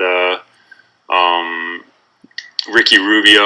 Mm-hmm. He's playing for Madrid right now. Is Rudy those Fernandez are Spanish in Spain? players. Marc Gasol grew up playing in the ACB. Pau Gasol, obviously. There's a lot of ex-NBA players that come here and play. Maybe they play a few years in the NBA, they leave to go overseas. They play in the ACB, and some of them even go back to the NBA from the ACB. Is Rudy Fernandez back in Spain now? Yeah, he's in Spain. He's playing for Real Madrid right now. Okay. And did Manu Ginobili, before he came to the NBA, wasn't he in Spain? I believe so. I wouldn't be able to tell you exactly what team. Okay. All right. So the ACB is the top level. What's the next level after that? Is that the Leb? The next level is Leb Gold. Okay, and that's They call LEB. it Leb Oro. Okay. So that's basically the second division here in Spain. And then they have the Leb Plata. It's Leb Silver. That's the third division. Mm-hmm. And then they have EBA, the EBA, which is a fourth division, and that's the last league in Spain that's considered professional. Okay. I know a guy who's actually over there playing. I remember I had messaged you about him a few days ago. Yeah. So when a player, being that you have this academy, this is one of a kind, definitely the first of its kind, I know, because if this had existed when I was early in my career, I definitely would have been in touch and been over there. So how do you find players, and if there are more players who want to be there than there are spots, how do you choose which ones come and which ones don't? Well, since we're a new academy, we really haven't had that problem. The most players we've had were last month. We had 12 players. All Americans? Right. No, we actually have Africans, we have Europeans, we had some kids from Australia. Okay. We have players from all over the world, really. But a lot of them are Americans. Okay. How do you find them? How do you get new basically, they're finding us. We put all of our information up on the web. We have a Facebook page, we have Twitter account, we have a website, and we have a couple blogs. And so now people just contact us. Before, I would try and get out on social networking and kind of spread the news about what we're doing and see if guys are trying to find jobs. And, a lot of them were my friends, people I knew. And they spread word of mouth is a great way to promote business, and it's really helping us. Because there's guys that have come, they've gotten a job, they tell their friends, and they tell their friends, and pretty much we just try and keep everybody happy. And as long as people keep getting jobs, keep getting on teams, then more people keep coming. All right, so Brad, let's say I'm a new player, I just got out of school, or let's say I didn't even go to school, or I went to school and I didn't even play. Could I still possibly come to your academy? Yeah, to tell you the truth, we had a guy come here. He never played college basketball. He was 23 years old, and he had no professional experience whatsoever. And he did some semi-pro stuff in the U.S. and he didn't really have much of a chance. There's no agent that was going to work for him. He was just a nice kid that had some skill, had a decent shot. He came here. He attended the academy, and we found him a team to play on. And now he's playing with the team. They can't cover much for his expenses wise. He stays here at the academy, and we give him a good price to live here, to eat here, and to play with this team. And every day he's getting better. He's practicing with our academy and he's practicing with his team, and every day he's getting better. People are starting to talk about him. He's getting his name in the paper, and he's starting to really make a name for himself. And possibly the next year he'll move up to a better team, and they can offer him an apartment and some meals and some money, and we'll help him get to that level. Because he's one of our players, and it benefits him, it benefits us. It's a good business to be in, to be helping these guys. Does your academy right now focus on placing players in Spain somewhere? For the most part, we work in Spain. Okay. If we every once in a while, I have teams contact me or teams or agents contact me with openings in other countries, and I send them our players' information. Our video that we take of the games, and if I think we get a player that's really ready to play in one of the leagues that I've played in, or to work with one of the agents that I work with, I send them the information, and they help them find a job. We had a player here. I don't want to put any names out there, but he played in Colombia for a few months. He played in Qatar for I think a month and a half or 2 months, and then he came here just looking for anything. Really, he was happy with the semi-pro team, just paying some expenses, and I got an opening in Cyprus for a first division team, and he spent about 8 days here in the academy. I sent his information to the team, and they bought him a ticket to fly out there. He played the rest of the season in Cyprus first division. Okay. And it was easier for him because he had some professional experience, But when guys come out of school and they don't necessarily have that pro experience, or maybe they didn't play for a big university, it's really tough to get an agent and really tough to get somebody working for you. And so if they come here, they're already in Spain. They already paid their ticket to come here. They're already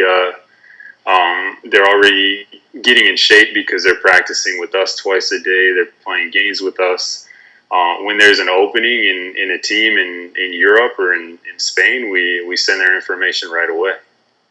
And a lot of times the teams bite on it because they don't have to pay us a commission. They don't have to sign a contract with the player and buy a round trip ticket from the U.S. Mm-hmm. They can try them out free of charge with no strings attached. They just put them in their team for a week. If they like them, they keep them. If they don't, they send it back to the academy, and we try and find another team for them. So it works out really well for everybody. So you mentioned that the academy doesn't have to get paid a commission for the team. What does the academy gain from helping these players get their jobs? Basically, the players pay their own expenses. Okay. Instead of us making money like an agency, the players pay a academy fee, and they pay their own plane ticket to come here. And we put them up in our hotel. We offer the food, uniforms, the games, the coaching, the weight room, everything they need to get ready for a tryout. Once we evaluate and see what kind of level we can work to put them on, we start working to find a team for them. We play games against teams that possibly want to sign some of our players. That's happened in the past where we find a team, they contact us, and they need a 3-man. We have 2 3-men, so we invite them to come play a game at our gym, or we go and play at their gym, as long as it's not too far away, and the coach gets to see directly, playing in a game type situation, what it would be like to have one of these players. Okay, so if I'm a player, Brad, and I find out about your academy, I want to get involved, I reach out to you. Walk me through the process from our first conversation to when I actually get there and start being involved. Usually we start just trying to figure out what the player wants, what he's looking for. If he's content with coming here and searching for a starting job, then that's what we do. If he wants a professional job and he has some video and some stats, I start sending his information out to agents right away, so that when he gets here, he'll have something, in the near future. We advise them to get, obviously they need their passport, they need a flight and ticket to get to Barcelona. A lot of the guys choose to get just a one-way ticket because, to tell you the truth, nobody's gone back to the U.S. so far. Wow. All the players we've had. That's a hell of a success rate right there. It is, and we're not. I don't want to say we're getting everybody professional jobs because we don't really do that. We've only gotten a few players professional jobs, but we've only had a few professional players. All right. We've had some guys that coming out of high school that don't have college experience or have played college but didn't play very much or got dropped out, or there's different stories for every player.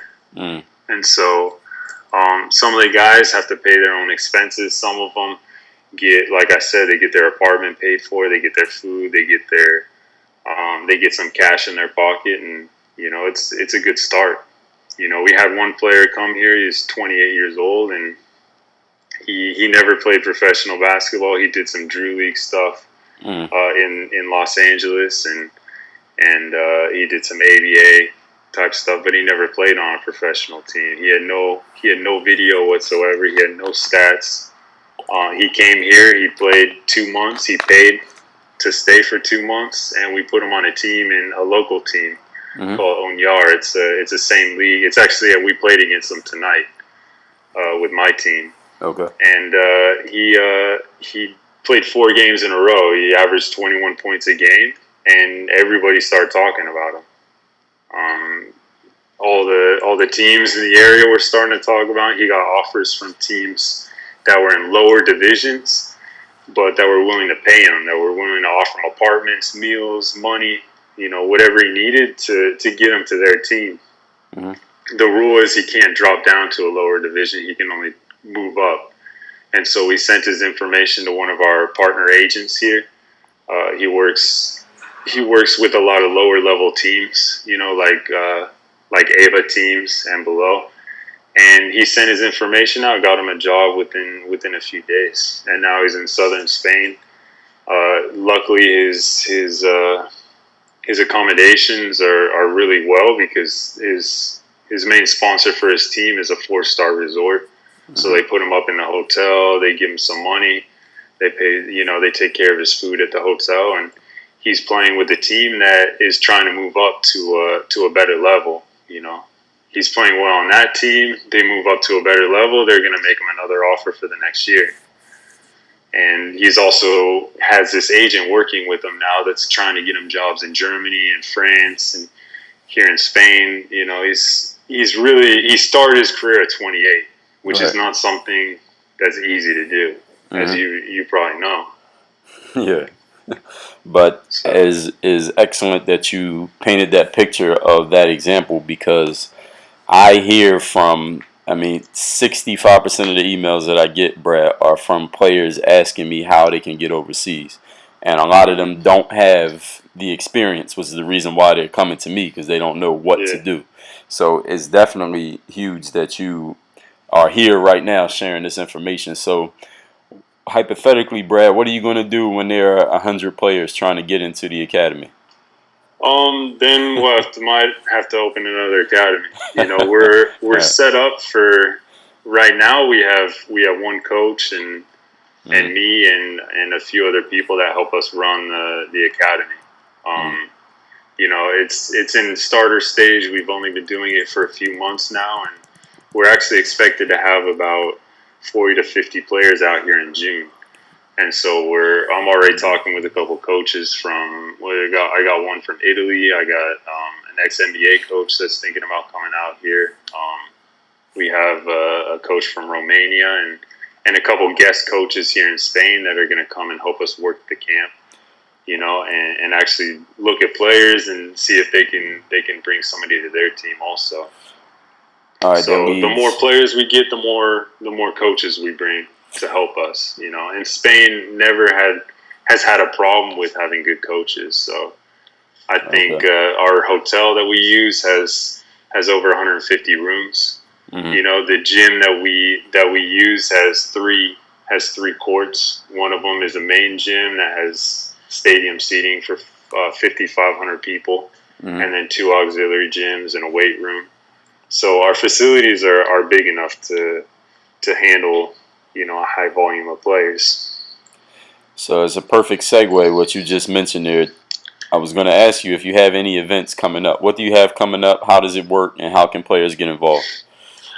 Basically, we have a summer league, just to offer players a less expensive alternative than coming for. Usually, we have guys come out here for a month Mm-hmm. because that gives us and it gives them time to adapt. It gives us time to find them a team, a suitable team that needs them and that they could be successful playing on. So this 1 week will give guys a cheaper alternative to come out and be seen by a lot of agents and a lot of teams and a lot of coaches all at once. So your And summer league is going to be a week long? Yeah, it's going to be June 1st to June 5th, basketball-wise. We invite players to come a day before, Okay. stay the night, and then we have registration in the morning on June 1st on Monday. And then we start with team practices that evening and then games the next day. And players will get 4 to 5 games during that time. Get drill sessions and shooting sessions and team practices to help organize the team so that it looks organized, that it's more team European style basketball. We can teach them some things so that the coaches come and they see an organized type basketball, not like everybody running around trying to get theirs type of situation. So with the camp, how many players are you expecting or accepting for the actual summer league? We're expecting 40 to 50. If we get more than that, I think a great number would be eight to 9 players per team to make sure that everybody's getting sufficient playing time. If we get more players than that, we'll spill over into another week, which we have everything set up for a second summer league. Mm-hmm. I don't know if it's going to reach that. So far, I have about 10 guys that are signed up. And, we do have a couple months. So, really, I hope we do fill up. I hope we can put on another one the next week. And we definitely have the teams and the agents interested in coming out to watch. They don't have really summer leagues in this area. And so this academy and what we're doing here is really exciting for everybody. It's bringing up the level of basketball here in Catalonia. Catalonia is basically the state that we live in. Okay. There's 20 professional teams and there's 272 semi-pro teams within about a 3-hour. Yeah, within a 3-hour radius. 272 teams in a 3-hour radius? In this state, Catalonia is probably the size of a small state in the U.S. Like Wyoming? No, that's a little bit bigger. Like New Jersey? Yeah, something like that. Okay. Wow. Okay.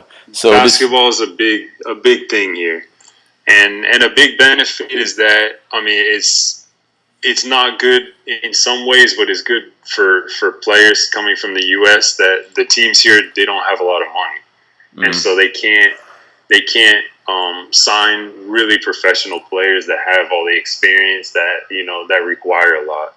That it gives an opportunity for guys that don't have any experience, that didn't do well in college per se, or maybe didn't even play college. It gives them an opportunity to get their foot in the door because they're not required as much. If you're not making 2,000, 3,000 euros a month, you can't be expected the same as somebody only making 500. Okay. So it takes a lot of pressure off. It opens the door for the to say the little guys that that have never had that opportunity. So the camp is from June 1st to June 5th. Will a player comes to the camp, should they get a round trip ticket so they go back home after the camp? Yeah, I would suggest that because it's only a week, and it's going to be at the beginning of summer. We wanted to make it so that, because most people aren't aware that in other countries they have vacations, and vacations are a month and a half. They're not like the 1 or the 2 week vacations that we get in the U.S. Everybody's required at least a month and a half off. So you mean like people who work in an office building? Is that what you mean? When you say what's that? When you say everybody, you mean like somebody who works in an office building. They're required a month and a half of vacation. Coaches, I mean everybody. Wow. When I say everybody, it's a state law that you get that amount of time off, paid vacation. Wow. So they take a month and a half off, and they go off with their family. In June, everybody's still here in the country working. Mm-hmm. In July and August, everybody leaves.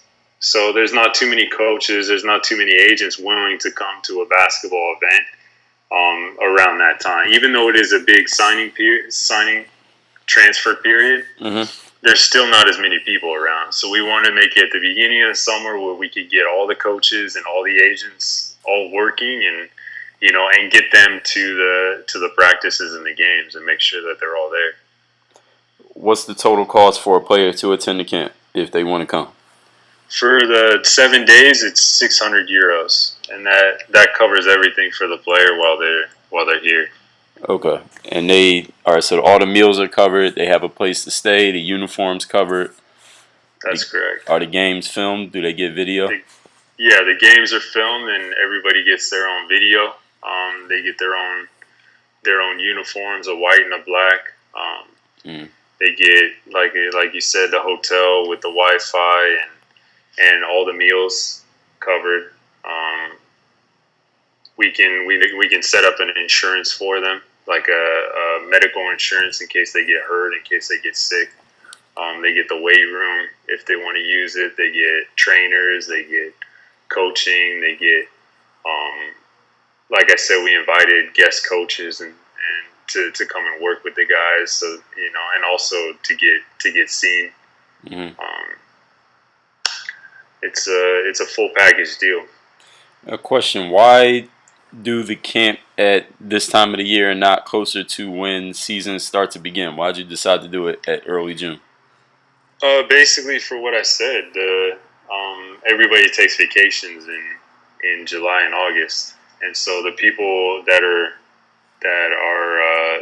part of the professional basketball team that we work with, and the coaches, they recommended this time is probably the best time to do it. Okay. Because we can get the coaches, we can get the agents, we can get people out to the games and make sure everybody gets seen. We're going to get the highest volume of people that are still here in the country. Okay. Now, since you already have an academy, why did you decide to even do a camp at all? Why not just do the academy? Why the camp? Because it's a cheaper alternative for guys. Some guys don't have the money to pay for a full month, or for a couple of weeks. And so we wanted to make something that everybody, could, not everybody, but more people would have a chance being able to pay for. It's a big investment, and we understand that, and so we try and make a shorter time period where there's a high volume of coaches and agents and people coming to see them. Now I'm looking at my currency converter now. The euro has gone down significantly. I didn't know it went down that much. It's wow, insane. It's almost exactly the same as the dollar. Yeah. That's crazy. Which I didn't know. Which I is didn't a big know that. benefit for guys coming here. Yeah, I didn't know that. When you said that price, I said, "Wow, that's a lot." But then I just looked it up, and it's not actually. And we had to plan ahead for in case it goes down even more too. Right. Wow. And the thing is, the prices for everything here in Spain go up during the summertime. We're in a high tourist area. Okay. So the hotel prices, the food prices, the transfer, everything goes up drastically. It doubles basically. So, Brad, you know that summertime is high season for basketball exposure camps. Right now, I just would want you to sell. If a player is trying to decide which camp to go to, and you know there are hundreds right now, from good to terrible to great, why should they invest in this camp and not any other camp? Well, like I said, we focus on helping guys get their first time jobs. If you're a player that has a full resume and you're not needing exposure, you're probably not going to come to something like this. But if you're a player that has no resume, that doesn't have a lot of film, that doesn't have much of an opportunity, and you feel you're overlooked, this is a perfect situation because we have teams, professional teams and semi-pro teams that can both make offers, that can both sign you, that can get you an opportunity. So I believe we're the only academy in the world that works with this many semi-pro teams. Like I said, there's 272 in this area. And now that people are starting to see that we're here and that teams are starting to sign Americans from our academy, everybody wants Americans. And so the teams are starting to make budgets and starting to get new sponsors to pay for apartments, to pay for to work out deals with supermarkets so that they can get food and to, like I said, to get sponsors that help pay for these Americans to stay here. Okay. And so it gets you, even if you don't make a professional job, which is, it's pretty difficult to do, because there's so many people applying for the same position, you can still stay here and play basketball on a semi-pro team and work your way up to a pro team. It's an excellent insight that you're sharing right there as far as the sponsorships and working with certain businesses because they can help with the housing and with the food. That's something I actually, even though I'm experienced, I never actually even considered that. So that's excellent insight. And that's actually how a lot of teams pay for their expenses. Some teams I've gone to, the president is a millionaire and he pays for everything. And then other teams you go to, they have sponsorships that, from car companies, banks, cell phone companies, all the way down to little mom and pop shops.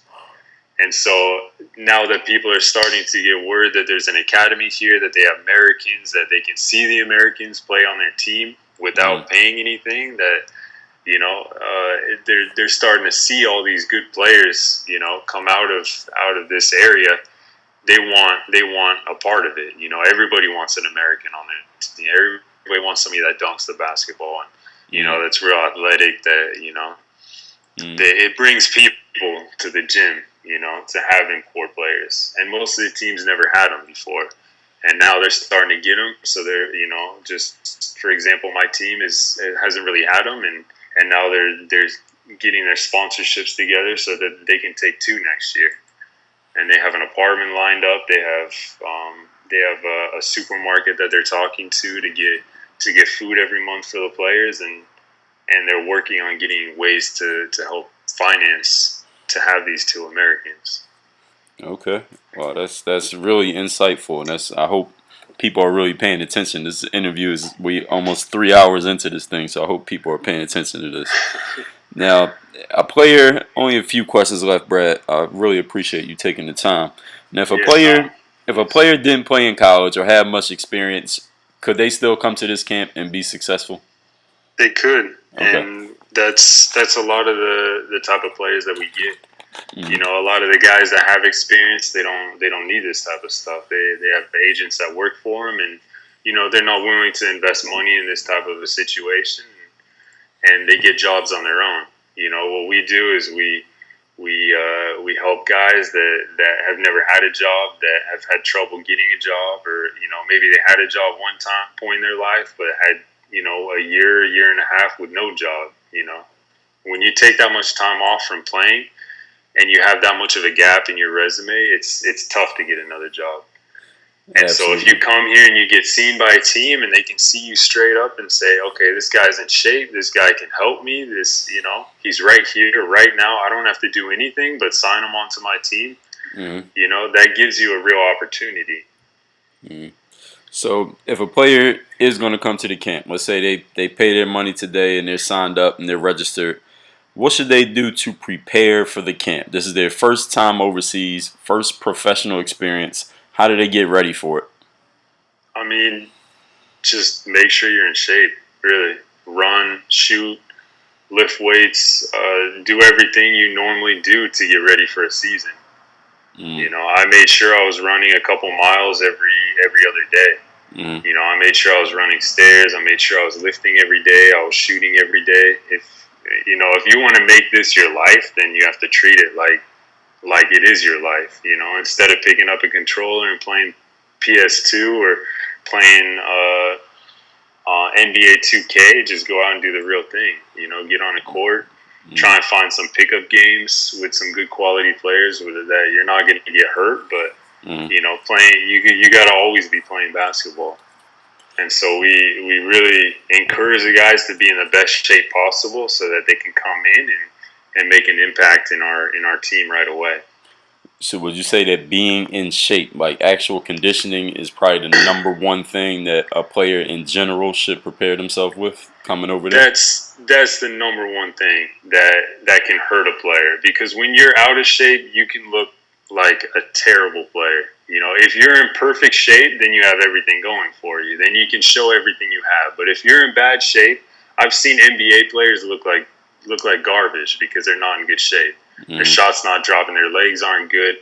They're not strong. They're off balance. Their timing is off. You know, there's a lot of things that come into play. And just a few weeks of not playing basketball and not training will do that to you. So we really encourage players, if you're going to make this investment and come here, to not waste your time, not waste our time. Come ready and so you can show everything you have. So it takes the least amount of time. You know, obviously we do take players that are out of shape and we help them get back in shape. You know, there's some guys that come here and they don't even want a job. They already have a team. They come here and they train so that they can get ready for their next season. Okay. So what should a player, once they come to the camp and they, like I said, they know how to get ready, so they did their conditioning, they've never been to a camp overseas before in their life, what should they expect when they get there? Expect a total body shock, to tell you the truth, because you're coming from you're coming from the U.S. and it's a 5 to 6, sometimes 7 hour time difference, and I mean actually it's sometimes 9 hour time difference. Right, they're coming from the West Coast. The West Coast. Right. It's gonna be a shock on your body in that sense. You know, the language is different here, the food's different here, the whole culture is different here. Plus, you're gonna be practicing 2 hours in the morning with the team. You're gonna be doing weights every day, and you're gonna be practicing 2.5 hours in the evening. So, what I suggest players to do is to put their body through as much as they can before they get here, so that you don't hit that wall and all your muscles are all sore and torn up after the first few days. You know, tear them up and do everything you can before you get here, so that when you're here, it's not as much of a shock to your body. Because once you get here, it's gonna be, you know, it's a lot of training. It's a big workload, and you have games that you have to play, and you have to perform in front of people, and like I said, if you're not in shape, then it's really going to show. Okay. All right, now I'm going to have all your contact information for all you watching / listening to this. All of the contact information about the camp, the academy, and with Brad will be, wherever you're watching this, will be right there so you can see it. But I would like you to also say, Brad, how do people get in touch with you personally? How they get information about the academy, and how do they get information about the camp? We have a bunch of social networking sites that work pretty well. Okay. Since I do have a phone here in Spain, I have Skype. My phone number, obviously, it's expensive to make phone calls to and from the U.S. and Spain, so I recommend an email. You can email me at EuroProBasket. That's EuroProBasket @gmail.com.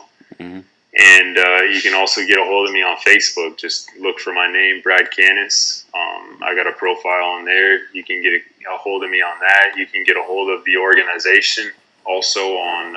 We have a Facebook account at EuroProBasket, Facebook/EuroProBasket, and you can send messages that way. We have our Twitter account. All those type of things go through me, another manager, or our secretary. So EuroProBasket you're on Twitter at EuroProBasket? That's correct. All right. On Twitter, Facebook, Gmail, EuroProBasket@gmail. I have a Skype account. I deal with mostly the American players because my English is better than everybody else's here. Mm-hmm. So I usually deal with that. We have a guy that speaks Italian and French, and he does them, and then our coach and our secretary speak Spanish and Catalan. They deal with the Spanish players. All right, and so people can that's your personal profile to Facebook. You mentioned, can people friend you personally? Exactly. You accept they can friend requests? Me. Yeah, I do. All right. I accept friends every day. I don't always accept from people I don't know, but if you do, I just want to make sure that's clear. I usually don't, but if they send a message to me and get a rep wire going, then I'll talk with them. I'll accept them. You know, because I develop relationships with these guys, and I think that's important that they feel comfortable if they're investing this much money in something. There's so many scams going around that I think that people need to see that I'm a real person. Okay, so all of you heard that. If you friend request Brad, make sure you send a message also. Don't just blindly friend request them for the camp. That's EuroProBasket on Facebook, Brad Kanis on Facebook. He's also on Twitter at EuroProBasket. Do you reply to tweets? I do. Okay. I do, yeah. Usually our secretary does it, but if it's in English, she'll send it to me. All right, now when I put this out on Twitter, when I tweet that I was talking to you on Twitter, you're going to get a whole bunch of tweets from a bunch of players, so you should be ready to respond to Twitter. Okay. Because they're going to come. They're going to come in. And once this comes up on YouTube, those are also going to come in. And there's some other things that we'll talk about outside of this interview that I think will be really good to promote the academy and the camp. Now, the last thing I want to say, last thing I actually want to offer to you is an open floor, Brad. Anything that you want to say or share with the people who are going to watch this, the floor is open to you. You can speak for as long or as short as you want, but whatever you want to say. You know, I just really appreciate everybody listening and tuning in to what we're talking about here. I think what we have going here in Spain is a good opportunity for guys, and really I did this whole thing to I put my professional basketball career on hold to start this program, to start this academy, and to kind of get back to because this is what it took me to get a professional job. I went to a basketball academy, and that's how I get started. And it got started with my pro career. So now this is an opportunity for me to start the same thing, just in a different country, and to really help guys get a start. You know, I have friends that have looked for jobs. I know people. I have people contact me all the time. You know, just from the teams I was playing on, trying to get ways to get connected with teams, and I didn't have that much power back then. But now I have an academy. I have a name with this academy, and people respect that, and now I can really help guys, and we're developing good relationships with teams and with agents, and we have guys that representatives and big agencies that are actually working directly with us to help our guys. So I think it's a really good opportunity for players, and I think when they come out here, they're happy, and they enjoy the experience. Not only for basketball, but they get to be in another country. They get to experience a different culture. They get to see what it's like to be a professional before they're actually a professional. So it kind of wakes them up. It kind of shows them how to adapt. It kind of eases them into what it's like to be a pro. Because it can be lonely, and sometimes you only have one American on your team. Sometimes you have two. If you're lucky, you have a friend there. If not, you're pretty much on your own. So here you have a group of guys that are always real close, that are all speaking the same language as you, and it helps you adapt. So I really hope more people come out here and are able to take advantage of this thing we got going on here. And I look forward to working with guys and getting more guys started on their careers. You know, it's kind of like every time I play somebody in a new situation, a new country, in a new team, it's kind of like I'm traveling with them. You know, like I get to share that experience with them. They send me pictures and they show me what their life as a pro ball player, and I get a lot of satisfaction from that. So I hope this whole thing just keeps on growing, and I get to have a good future helping you guys out. And I appreciate everybody taking the time to listen to what I have to say. Absolutely, yes, absolute. The stuff that you shared in this interview today, Brad, absolute gold. And I know there are players out there, no matter how long this is, there are a lot of players out there who really want to do something with their lives in the sport of basketball. And you are sharing some information here that they haven't even heard from me. And I posted a few thousand videos here on YouTube. So they're definitely going to get this information. Like I said, you're going to hear from a lot of these players that come to me. I'm going to filter them to you right now, especially for this camp you got coming up. And anyone who's listening to this who didn't get that information, make sure you check the description of the video below. You will see that information, and if you reach out to me, I can get you in touch with Brad. And also on Twitter, he already told you the Twitter name, so you can reach out to him directly without even having to go through me. This has been Dre All Day. This is Brad Kanis, who we've been interviewing here. Professional basketball player who played college basketball, went on to the pros, has started his own academy, and now he has a camp and the academy, which is helping players, especially a lot of you who have been underserved, don't have a lot of experience, get into the professional basketball world. All the information's here. I mean, it ain't really nothing else left to say but for you to take action if you're watching this video. This is Dre All Day. Y'all know what I like to say. Work on your fucking game. And Brad, please let them know to work on their game. We'll end the video on that. Man, that's the most important thing. Work on your fucking game. Boom. Done. Thanks for checking out this video. Make sure you follow all my top content up here. Follow me on all your favorite social networks right over here. And make sure you are subscribed to catch all the new content I put on this channel every single day. Work on your game.